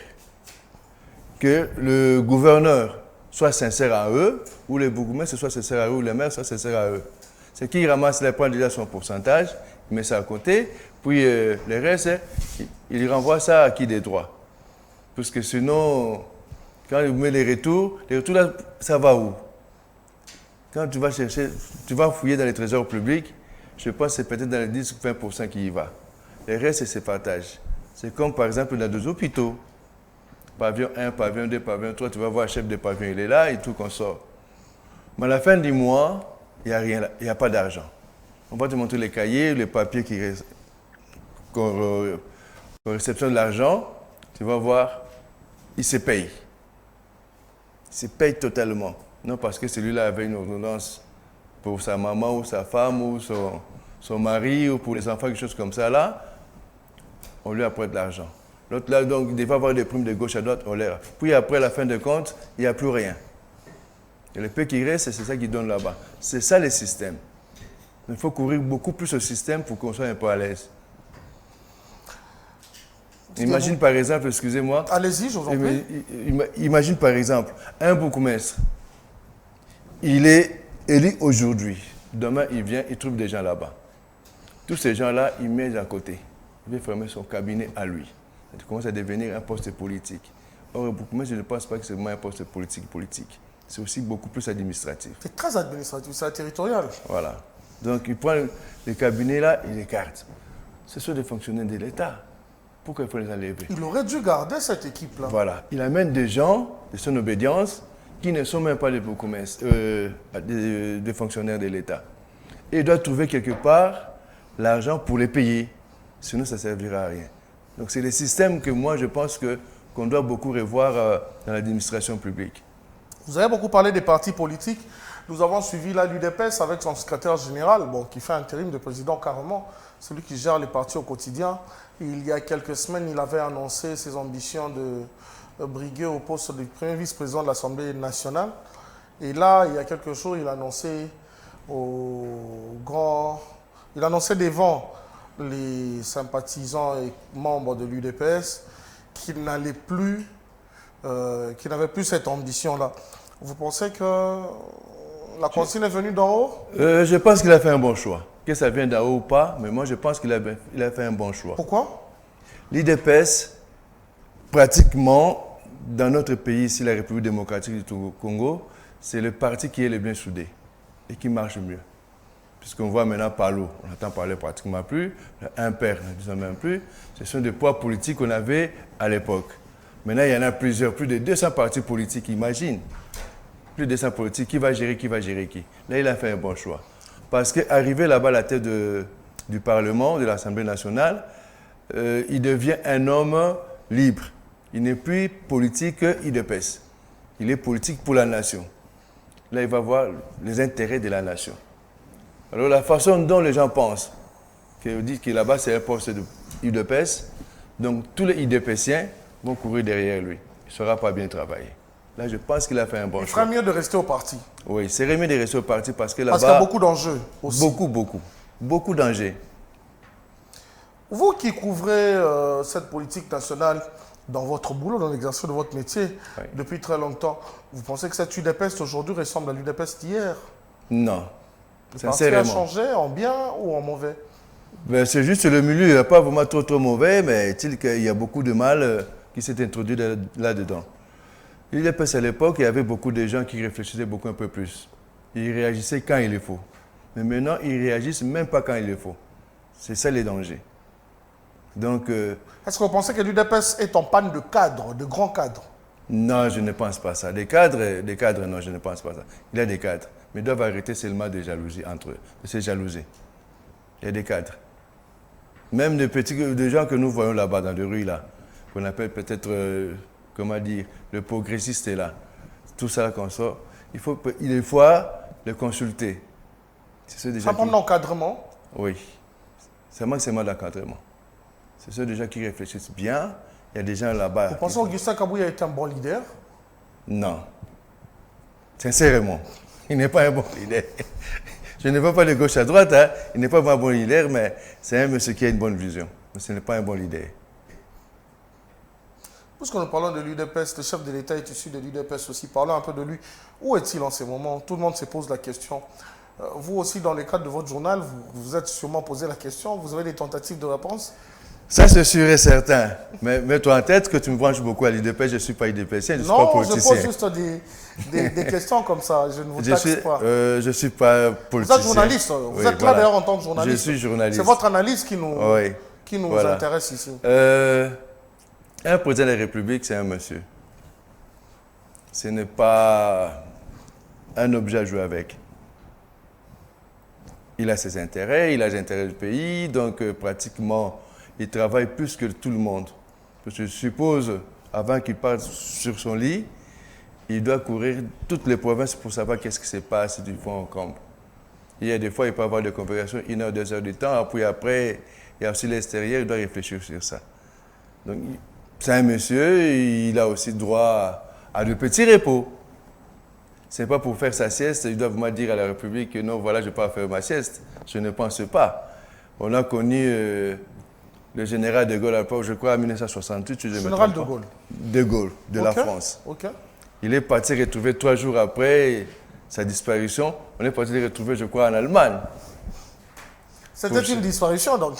Ce n'est pas une négociation pour son pays. Puisque ce pays était pratiquement en danger avec les trucs de guerre de gauche à droite. Ça s'est tiré de partout.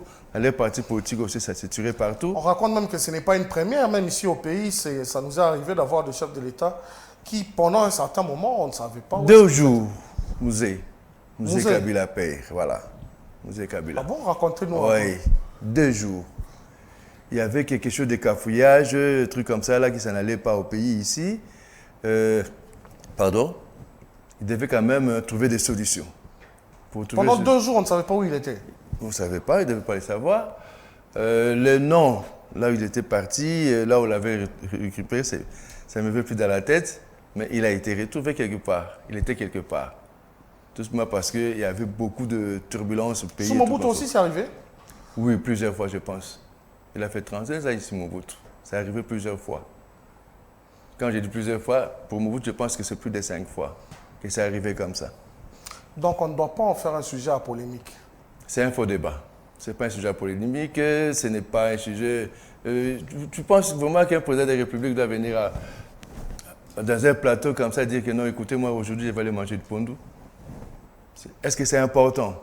S'il veut faire sa sieste. Ça, vous dites là est très important. Hein? Comment? Ça que vous dites là est très important parce que les gens ont comme tendance à prendre ça et on ne doit pas faire en faire une blague. On ne doit pas faire ça, prendre ça en polémique. Hein. Ça, vraiment, je pense que je conseillerais aux patriotes de réfléchir un peu plus. Parce que gérer la République démocratique du Congo, ce n'est pas facile. Ce n'est pas donné à tout le monde. Tout à fait. Au moins, nous avons eu la chance d'aller un peu dans le petit village. Ce pays ici, je te dis, ce n'est pas facile. Il a le rapport au quotidien de toute la République. Toute la République. Et même de nos relations avec les pays étrangers. Il doit en avoir. Il doit en avoir où nous avons les frontières. Il n'a pas assez de temps pour se reposer. Il est en train de travailler à tout moment. Il est un homme, il a droit de se reposer. S'il part 1 ou 2 jours, il a droit de se reposer. Ce n'est pas vraiment allumer du feu. Hein. C'est-à-dire qu'il a le droit de repos, C'est un monsieur, c'est un homme. Là, j'allais dire quoi? L'extérieur ou l'intérieur. Il est chez lui. Il doit quand même essayer d'avoir aussi des conseillers. Il y a aussi des conseillers. Quand il a un peu mal de tête, il a envie de prendre une aspirine, il ne veut pas demander au conseiller, écoutez, j'arrive là, je ne peux pas prendre l'aspirine. Non. Excusez-moi, il va, il prend son aspirine et il rentre. Et s'il demande à un conseiller de faire une mission, voilà, moi je vais avoir l'état des lieux de ceci, cela, il doit le faire. Puisqu'il n'a pas qu'élu comme conseiller, il en a des milliers, des milliers. Il doit aller suivre chez l'autre là-bas, donc tout ça là, ça doit tourner dans sa tête. Que fera le conseiller? Puisqu'on va parler du président de la République, parlons de... Maintenant qu'on a une première ministre, comment avez-vous accueilli cette nomination? Et chez moi, personnellement, c'était une bonne nouvelle. Vous y attendez ou c'était une surprise? Une surprise. Je ne m'y attendais pas, c'était vraiment une surprise. Mais moi, ça me va enchanter. Une dame? Une dame. Pour une première au Congo? Pour une première au Congo, c'est aussi bon pour les Congolais. Pour les RD Congolais, excusez-moi. La maman, on appelle maman. Ok. Une petite fille, elle n'a pas, c'est toujours une grande fille. Comme on dit, excusez-moi de dire ça un peu à Lingala. Moi, la moi, c'est mon qui à Zalarate. Karamwasi. Donc, la maman est là. Elle est pratiquement... Elle prend beaucoup de temps avec sa petite famille. Elle contrôle même son bonhomme. Il y a des fois, même toi-même à la maison, il y a des fois, ta femme te contrôle comme si tu étais son enfant. Non, tu n'es pas bien habillé. Non, la chaussure là, les cinglés là. Non, écoutez, il ne faut pas toucher ces gobelets là. La maman a une attention particulière surtout. Moi, je pense que vis-à-vis de son expérience, elle pourra peut-être faire mieux. Mais gérer le ministère des Plans, ce n'est pas de la sauce à tomate, hein. C'est la planification. Quand vous planifiez quelque chose, il faut faire des réserves, il faut avoir le programme et tout qu'on sort. Donc je pense que là... On sait qu'elle est suffisamment armée. Tout à fait, je pense. Qu'elle ne va pas nous trahir. Nous avons suivi tout à l'heure qu'elle est déjà en train de consulter. Nous avons vu Jean-Pierre Bemba, Augustin Kabouya, Bati Lukwebo,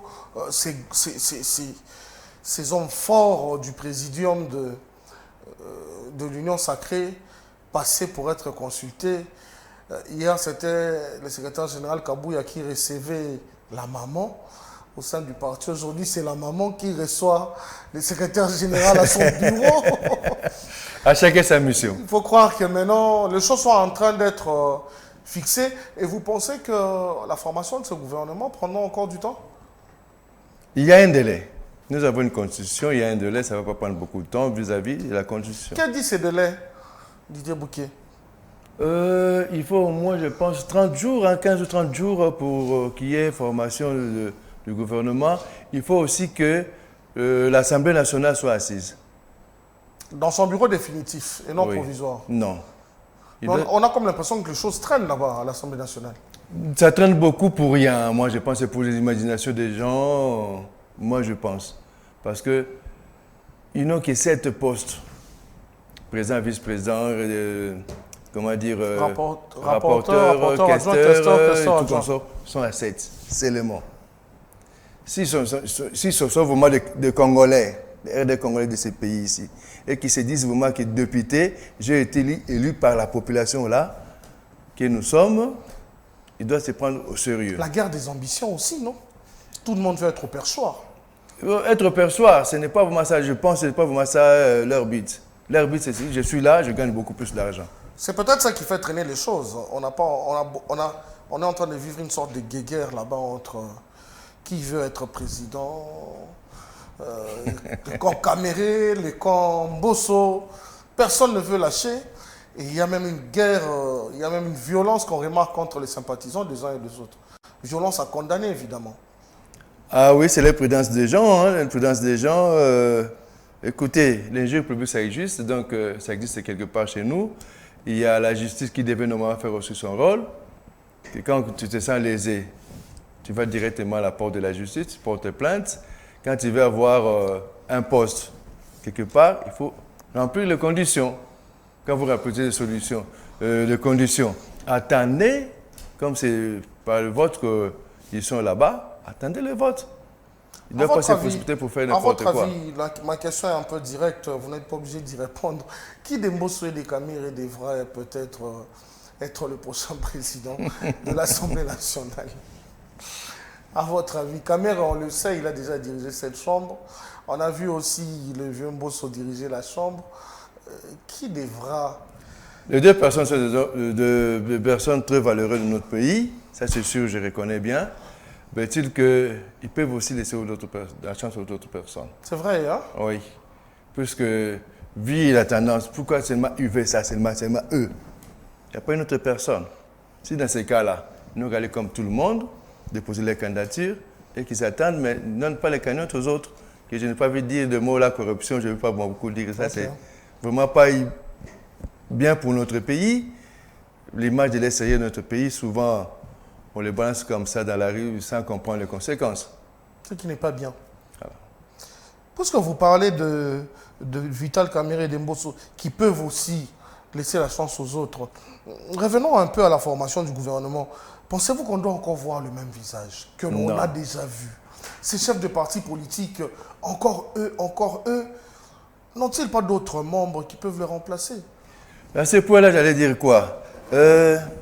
Nous avons des universités dans ces pays ici. Combien d'universités dans ces pays? Beaucoup. Et la plupart qui sont dans les cambistes, ceux des cambistes sont des chefs de gauche à droite. Quel est notre intérêt par là? C'est un peu vraiment diminuer notre pays aussi la valeur. Donc moi, je pense que la maman, comme elle est là, Madame Toulouka, je pense qu'elle doit faire un choix proposer un bon choix pour le chef de l'État. En l'occurrence, il part dans toutes les universités ou instituts supérieurs. Il y a des listes. On est tous passés par là. Il y a des listes. Le nom est enregistré quelque part. Bon, moi, je prends les étudiants qui sont passés par ici à cela 5 ans. J'ai besoin de vice-ministres. S'il y en a 10, j'ai besoin de 10 étudiants. Ok.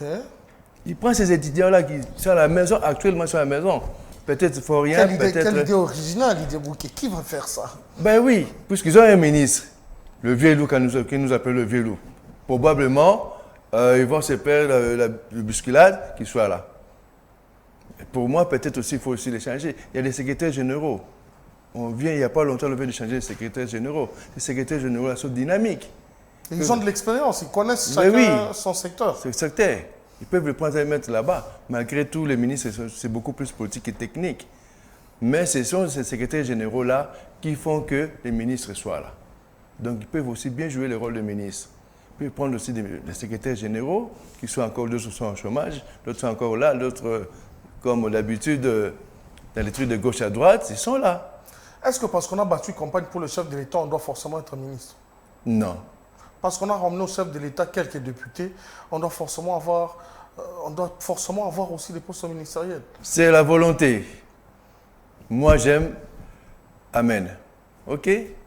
J'ai envie de travailler avec Amen. Comme je sais qu'Amen, il est le chef, je dois quand même faire sur le but quelque part. Que voilà, vous voyez, ce monsieur-là, il est comme ça et tout. C'est en flantant qu'on cherche peut-être à avoir le pouvoir. Mais au moins, je peux travailler avec Amen à distance. Je ne suis pas dans le gouvernement, je ne suis pas là-dedans, je peux faire d'autres choses. Il y a des entreprises privées, il y a des entreprises publiques, on peut être là. Mais il y a aussi l'agriculture. Non, écoutez, Amen, moi en tout cas, je pense que tu ne vas pas être avec moi. Mais au moins, il y a une structure, par exemple, FOGEC qui est là-bas. Allez vous organiser avec FOGEC, il va te donner les fonds. On va te trouver avec un chef de village quelque part là-bas, il va te donner un terrain. Tu vas commencer à travailler. Comme ça, tu vas ramener le Ndunda et tout qu'on sort. Quand vous parlez de l'agriculture, vous pensez que le prochain gouvernement doit d'abord tabler sur l'agriculture avant d'autres secteurs? Beaucoup plus. Pourquoi? Nous n'avons pas des tracteurs, nous n'avons forcément pas une agriculture industrialisée. On en est encore à faire ça avec le mât. Il faut penser d'abord un peu plus loin parce que 5 ans, c'est déjà fini. Hein? Très bien. Moi, je parle déjà qu'on est déjà à la deuxième année, bientôt on va attaquer la troisième année. Puisqu'il y a déjà une année qui va partir comme ça, vers la fin aussi, une année qui va partir comme ça pour les campagnes de consort. Voilà. Une idée générale, une pensée à moi. L'agriculture, les tracteurs, on peut en avoir de partout, mais les agriculteurs, on n'en voit pas partout. Ok. Donc, pour avoir des agriculteurs, il faut aller sur les lieux, sur les terrains, se renseigner auprès des chefs du village, des quartiers, chefs du quartier, tout consort. Les projets devront aller de village en village, à votre avis? Oui. On devra ramener le projet dans les différents villages. Mais c'est là-bas l'espace vert. Les terrains arables là-bas, beaucoup. Ce n'est pas ici à Kinshasa, ce n'est pas à Lubumbashi, ce n'est pas à Goma ou à Bumba que vous allez faire des trucs avec des tracteurs. Non, je ne vois pas. Kinshasa, oui, parce que Kinshasa déjà, Maluku, c'est Kinshasa. Il y a encore de l'espace là-bas. Kazangou, il y a encore de l'espace là-bas. Ce n'est plus Kinshasa, mais Mingadi, quelque chose que c'est encore Kinshasa. Donc c'est encore vaste Kinshasa. On peut amener le tracteur là-bas et faire quelque chose de mieux. Après l'agriculture, on tablerait sur quoi? Là, il y a des volets. Mais moi, je pense d'abord avec la santé. Quand on a la bonne santé, on peut bien faire l'agriculture. Et pour avoir la bonne santé, il y a aussi ce qui demande aussi la tête, l'intelligence. La santé, l'intelligence, qu'on sort. Là, c'est bon. Donc, si c'est branché un peu de ce côté-là, je pense que ce serait un peu bon pour notre pays. Agriculture, santé et... Agriculture, santé, qu'est-ce que j'avais dit là encore? Vous n'avez pas parlé de la troisième option. Enseignement, hein? Oui. Ok. Là, j'ai dit la tête et l'enseignement. Ok, ok. Dites-nous, dans les différents gouvernements qui sont passés, y a-t-il... Parce que vous savez, on a toujours l'habitude de remarquer que lorsqu'on vote le budget, l'agriculture, là, c'est moins de 10%, c'est 2-3%, peut-être 4%, en tout cas moins de 5% d'habitude du budget. Y a-t-il un gouvernement, parmi ceux qui sont passés, qui vous est... Est-ce que vous pouvez me déterminer un peu le Times? Puisque moi, quand tu parlais comme ça, je vois beaucoup plus. Parlons d'un timing. Allons-y depuis que Joseph Kabila a pris le pouvoir en 2006. Voilà. Jusqu'aujourd'hui. Nous partons du gouvernement Gizenga 1. Y a-t-il un gouvernement qui vous a marqué de manière particulière? par le travail, les savoir-faire, par l'expertise, par les résultats. Le début du président Joseph Kabila, ça a été fameux. Je pense qu'à l'époque, il était avec Mozitu, il a fait quelques mois, il est parti, il a laissé Mozitu. Je pense que là, au début, c'était en tout cas super, il n'y avait pas beaucoup de choses à se plaindre et tout. Malgré tout, on cherchait à s'organiser autrement. Il y avait des efforts qui étaient fournis. Oui, il y avait des efforts qui étaient fournis. Malgré tout, d'autres choses étaient un peu difficiles, mais au moins, on sentait des entreprises travailler. Que ce soit privé, que ce soit public. Puisque maintenant, là, avec des tracasseries, des transports, tout qu'on sort, le travailleur arrive à 10 h et il repart aussitôt à 14 h. Pourquoi? Parce qu'il y a toujours de l'embouteillage, il doit partir très tôt, et tout qu'on sort. Vous comprenez un peu par là. Donc ça crée un peu la confusion. Mais à cette époque-là, c'était encore plus... Des gouvernements qui nous ont laissé les Transco, par exemple. Il y a des gouvernements qui nous ont laissé la tour du gouvernement et les membres du gouvernement et plusieurs autres... Là, vous parlez de notre monsieur Fouamé, monsieur Matata Ponyo, par exemple. Mais nous en avons aussi d'autres, le gouvernement sous Chibala, Bruno, Sami Badibanga. Oui, Bruno, monsieur Bruno plutôt, n'avait pas eu beaucoup de temps aussi. Puis Sami Badibanga, il n'a pas eu beaucoup de temps. Je pense que lui, c'est le moins de Premier ministre qui avait moins travaillé. 3 mois ou 6 mois, quelque chose comme ça, il était vite parti. Voilà, on allait peut-être avoir la chance avec lui parce que je ne connais pas physiquement, mais au moins, je sais que c'est un Quinois. Bruno Chibala, il allait bien faire s'il n'avait pas fait son orgueil. Vous pensez qu'aujourd'hui, il faille vraiment donner toutes les chances au gouvernement de Judith Toulouka? En tout cas, moi, je le donne au moins 70% à Madame Judith. Le mot 70%, je ne connaissais moi pas très bien, mais je pense que peut-être la connaître aussi. C'est une dame très bien. Je ne suis pas politique, hein, sinon je risque de me répéter souvent comme ça, ce ne serait pas bon. Je la donne la chance. Je l'ai vu travailler avec les 145 territoires. Je l'ai vu travailler un peu quand il était au ministère de Budget, plutôt, avec son Excellence Mokoko Samba. Elle était pas mal. À ce moment-là, notre plume jouait beaucoup dans cette ville ici, à ce moment-là. On rentrait là il le faut et quand il le faut. Puisque vous avez parlé de l'agriculture, de la santé et du secteur de l'enseignement, n'oublions quand même pas la sécurité. La sécurité, le pays est enclin à une insécurité un peu forte, surtout du côté de l'Est où il y a ces terroristes du M23 soutenus par le Rwanda qui continuent à paralyser le pays. Mais c'est dans ces contextes que la MONUSCO, vous l'avez suivi, est en train de plier bagages. Pensez-vous que c'était le moment idéal pour la MONUSCO de partir? Moi, je pense que c'est un peu tard pour la MONUSCO. Il devait partir un peu plus tôt. Ah bon? Oui, un peu plus tôt.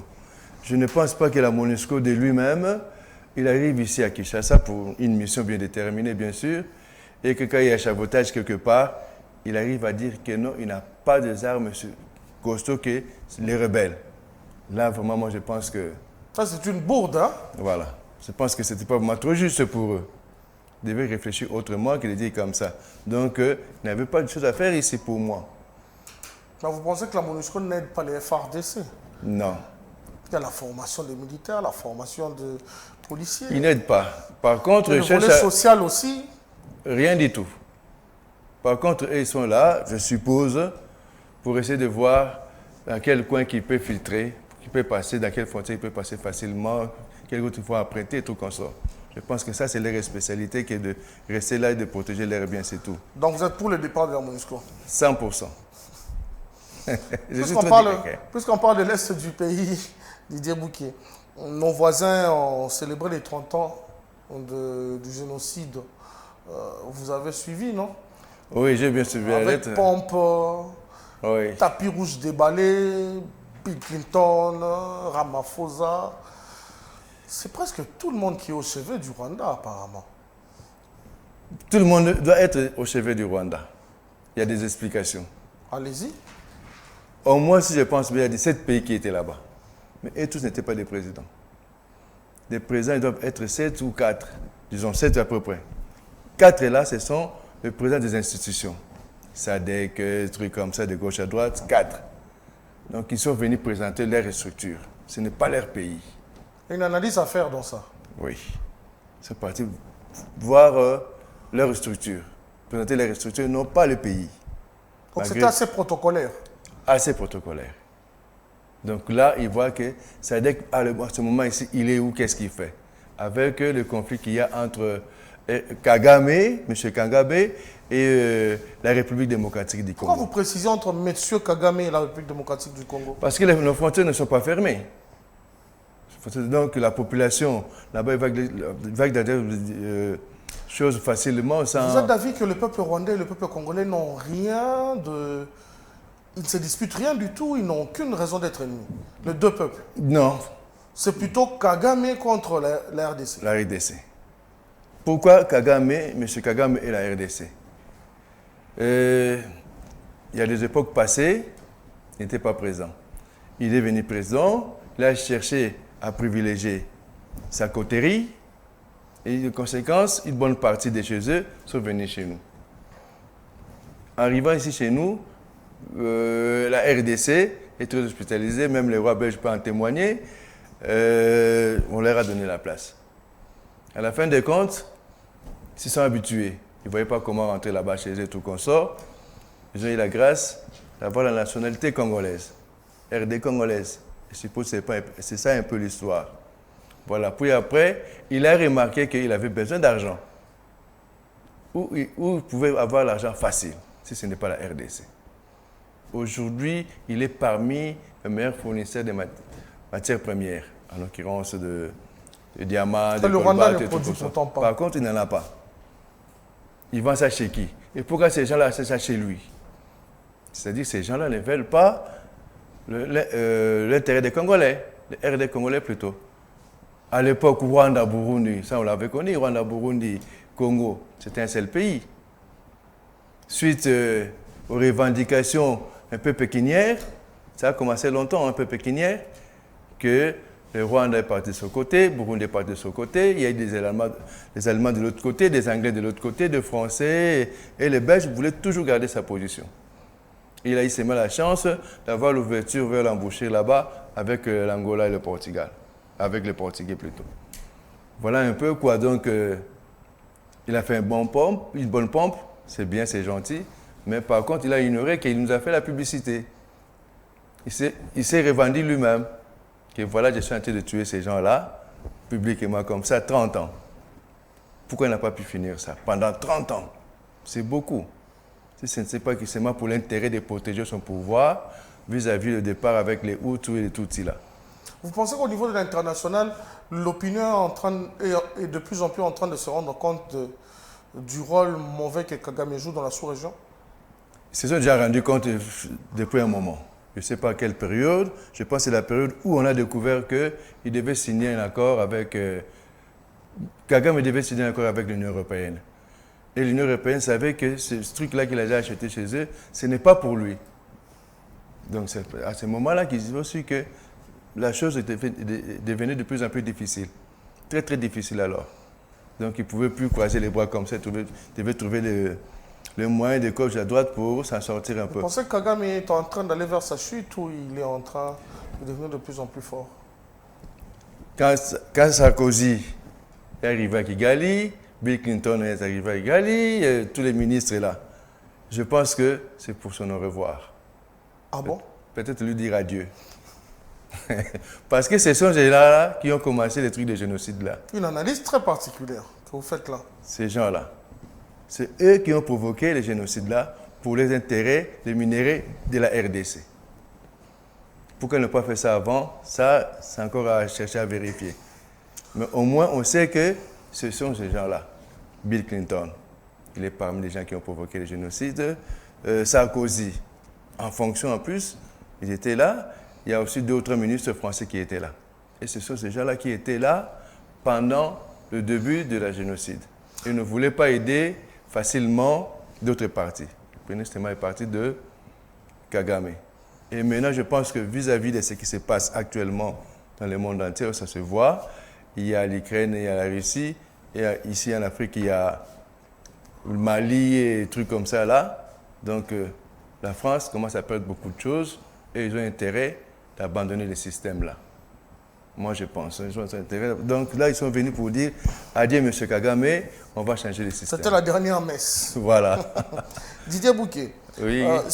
Amen. Si le Rwanda, en 30 ans, se choisit une date pour commémorer ses morts, ne faudrait-il pas que la RDC aussi puisse se choisir une date de l'année pour commémorer nos morts que nous comptons en millions, plus que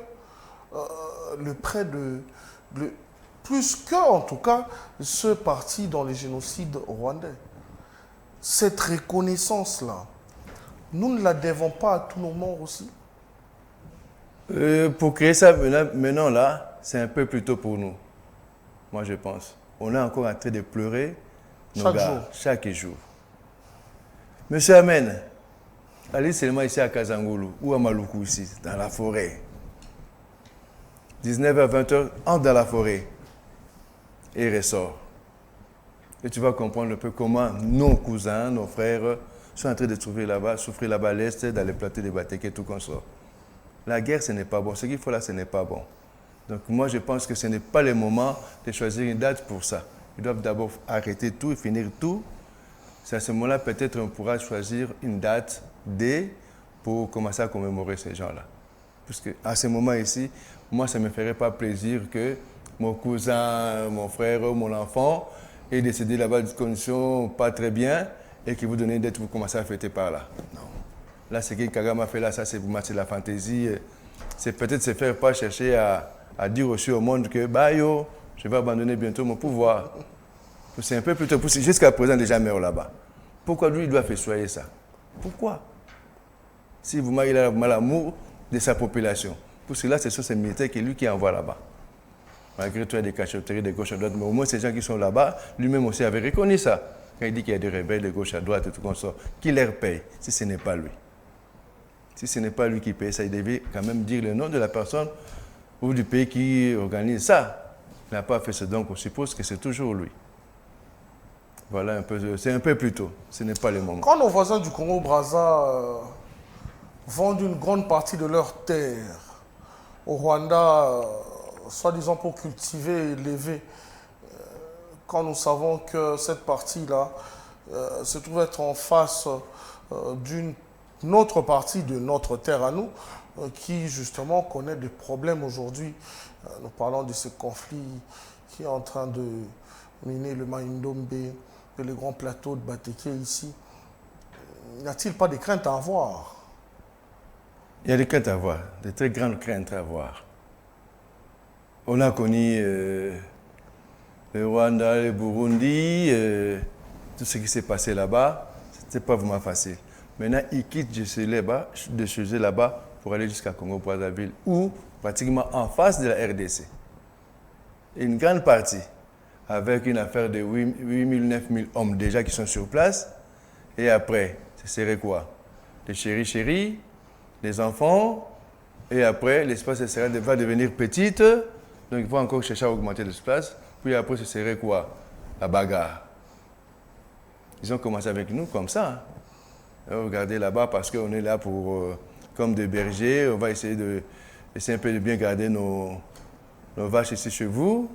Puis après, c'était les tueries de tout et de où. Tous sont venus se réfugier ici.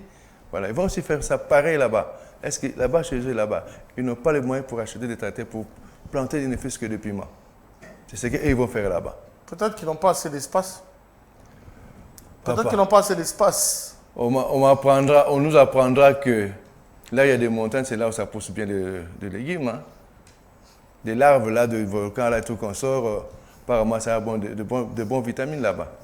Pourquoi pas? Je pense que pour qu'un tracteur monter dans une montagne comme ça, ça va lui donner beaucoup de difficultés. Est-ce que vous pensez que le Congo-Brazza nous trahit un peu? Il a trahi. Le voisin a trahi, hein? Oui, il a trahi. Ça, il n'y a pas à discuter. Il gagne quoi, le voisin à trahir? Ça, c'est leur système, leur façon de voir des choses. Hein? C'est leur façon de voir des choses. Je ne sais pas dire quel est leur intérêt. Puis je sais que maintenant, là, chacun de nous ne reste pas éternel dans la vie. tout le monde meurt. Et que notre papa, notre le vieux, notre grand-père, M. Denis Sassou, il a déjà maintenant c'est l'âge. Hein? S'il ne prend pas sa retraite avant, ce serait la mort. Est-ce qu'il veut laisser ses petits-enfants dans la guerre entre eux? Ce ne serait pas gentil. Il n'a qu'à beaucoup réfléchir là-dessus. Sassou et le Congo-Brazza qui se trouvent être dans cette zone africaine qui hier ou qui aujourd'hui encore est sous contrôle de la France. Nous avons suivi ici le nouveau Premier ministre sénégalais, Ousmane Sonko, qui demande à la France de les laisser tranquilles, de leur foutre la paix. Comment avez-vous jugé ces discours d'un Premier ministre élu il y a une semaine où directement il s'attaque à la France? Il demande à la France de leur foutre la paix. Il dit, vous avez des voisins allemands, espagnols, italiens, ils n'ont rien à faire en Afrique, ils ne viennent pas. Pourquoi vous venez là? Il y a un écrivain sénégalais. On lui avait refusé le doctorat. Je pense que le Premier ministre est là, Sonko, et il a une bonne mémoire. Et que ce sont les Français. Vous voulez parler de Cheikh Anta Diop? Oui, exactement. Je ne sais pas vous dire citer les noms, comme vous l'avez fait, c'est déjà pas mal. Il s'appelle Cheikh Anta Diop et c'est un Africain pour qui nous devons avoir beaucoup de respect, nous tous. Voilà. Comme moi aussi. Donc, comme tu dis, nous tous, on lui a refusé juste l'étape du doctorat. Pourquoi? Parce que c'est leur fruit. Il a étudié là-bas, pratiquement beaucoup fait là-bas chez eux. Rien que pour ça, il avait des craintes à propos de ces poésies, des poèmes qu'il faisait de gauche à droite. Il va un peu plus loin. Donc, je pense que le Premier ministre sénégalais, il a une bonne vision de son pays et que quand il dit comme ça, il est bien revenu dans le domaine politique et il connaît bien la relation. Mais diplomatiquement, ça ne se dit pas comme ça. Il n'y a pas d'autre forme pour dire, mais à ce moment ici, il n'y a pas beaucoup de formes pour dire des choses comme ça. Là. Vous m'avez demandé si le Congo-Brazza a trahi. Je n'ai pas hésité, j'ai dit qu'il a trahi. Je pense que c'est le moment qu'il faut se dire des choses un peu en face. Là, ce n'est pas vraiment, il faut se cacher. Vous pensez qu'il y a un nouveau vent qui est en train de souffler sur l'Afrique? Oui. Et que peut-être bientôt, l'Afrique sera patron de lui-même. Je pense peut-être que l'Afrique, on a vu à Maghreb comment ça a fait une fois, un président était parti parce qu'il y avait un marchand. Le printemps arabe. Voilà. Tu vois un peu. Donc je pense que c'est maintenant aussi pour l'Africain. Malgré tous les magos sociaux aussi africains. Ça fait un marchand qui s'est immolé. Voilà. C'est immolé. Voilà. Il s'appelait Mohamed Bouazizi, je crois. Je n'ai pas retenu son nom, mais tu sais comment ça s'est passé. Et c'est maintenant, ça commence maintenant à venir chez nous ici, en Afrique du Sud ici. En Afrique. Donc ces vents-là viendront aussi vers nous. Il y en a déjà. Ces gens qui sont en train de soutenir, par exemple, le Rwanda, ces vont se retrouver dépourvus. Sûr et certain, il y aura beaucoup de difficultés. Pas dépourvus comme tel, mais il y aura beaucoup de difficultés pour aménager ça, améliorer beaucoup de choses. Ce ne serait pas facile, c'est sûr. Mais d'ici peu de temps, peut-être 5 ans, peut-être 10 ans, peut-être même 2 ans ici, tout ça peut changer d'un coup. Il suffit qu'on change un peu les systèmes et qu'on y mette un peu beaucoup de volonté. Messieurs et dames, vous suivez les 7-9. Nous recevions dans cette émission Didier Bouquet. Il est éditeur responsable du journal Afro Lipopo, qui a déjà plus de 20 ans d'existence. Un journal que vous retrouvez bien sûr dans vos kiosques un peu partout. Et le journal aujourd'hui, modernité oblige, est aussi en ligne. Vous pouvez retrouver le journal en ligne quand vous ne pouvez pas l'avoir en dur sur papier. Chaque mardi, chaque vendredi, on est là sur papier, comme on dit communément maintenant sur dur. Pratiquement chaque jour, quotidiennement, on est en ligne. Merci, vous avez suivi le 7-9. Nous étions très heureux de vous recevoir. Très flatté de votre invitation. Avec l'espoir de vous revoir encore ici. Ce serait un grand plaisir pour moi. Merci. Didier. Si c'est pour rendre un service à notre pays, on ne va pas hésiter, on va le faire. Merci, monsieur l'éditeur. Merci beaucoup, le grand journaliste Hermène. Merci, vous nous avez suivis, nous vous disons merci. Rendez-vous est pris au prochain numéro.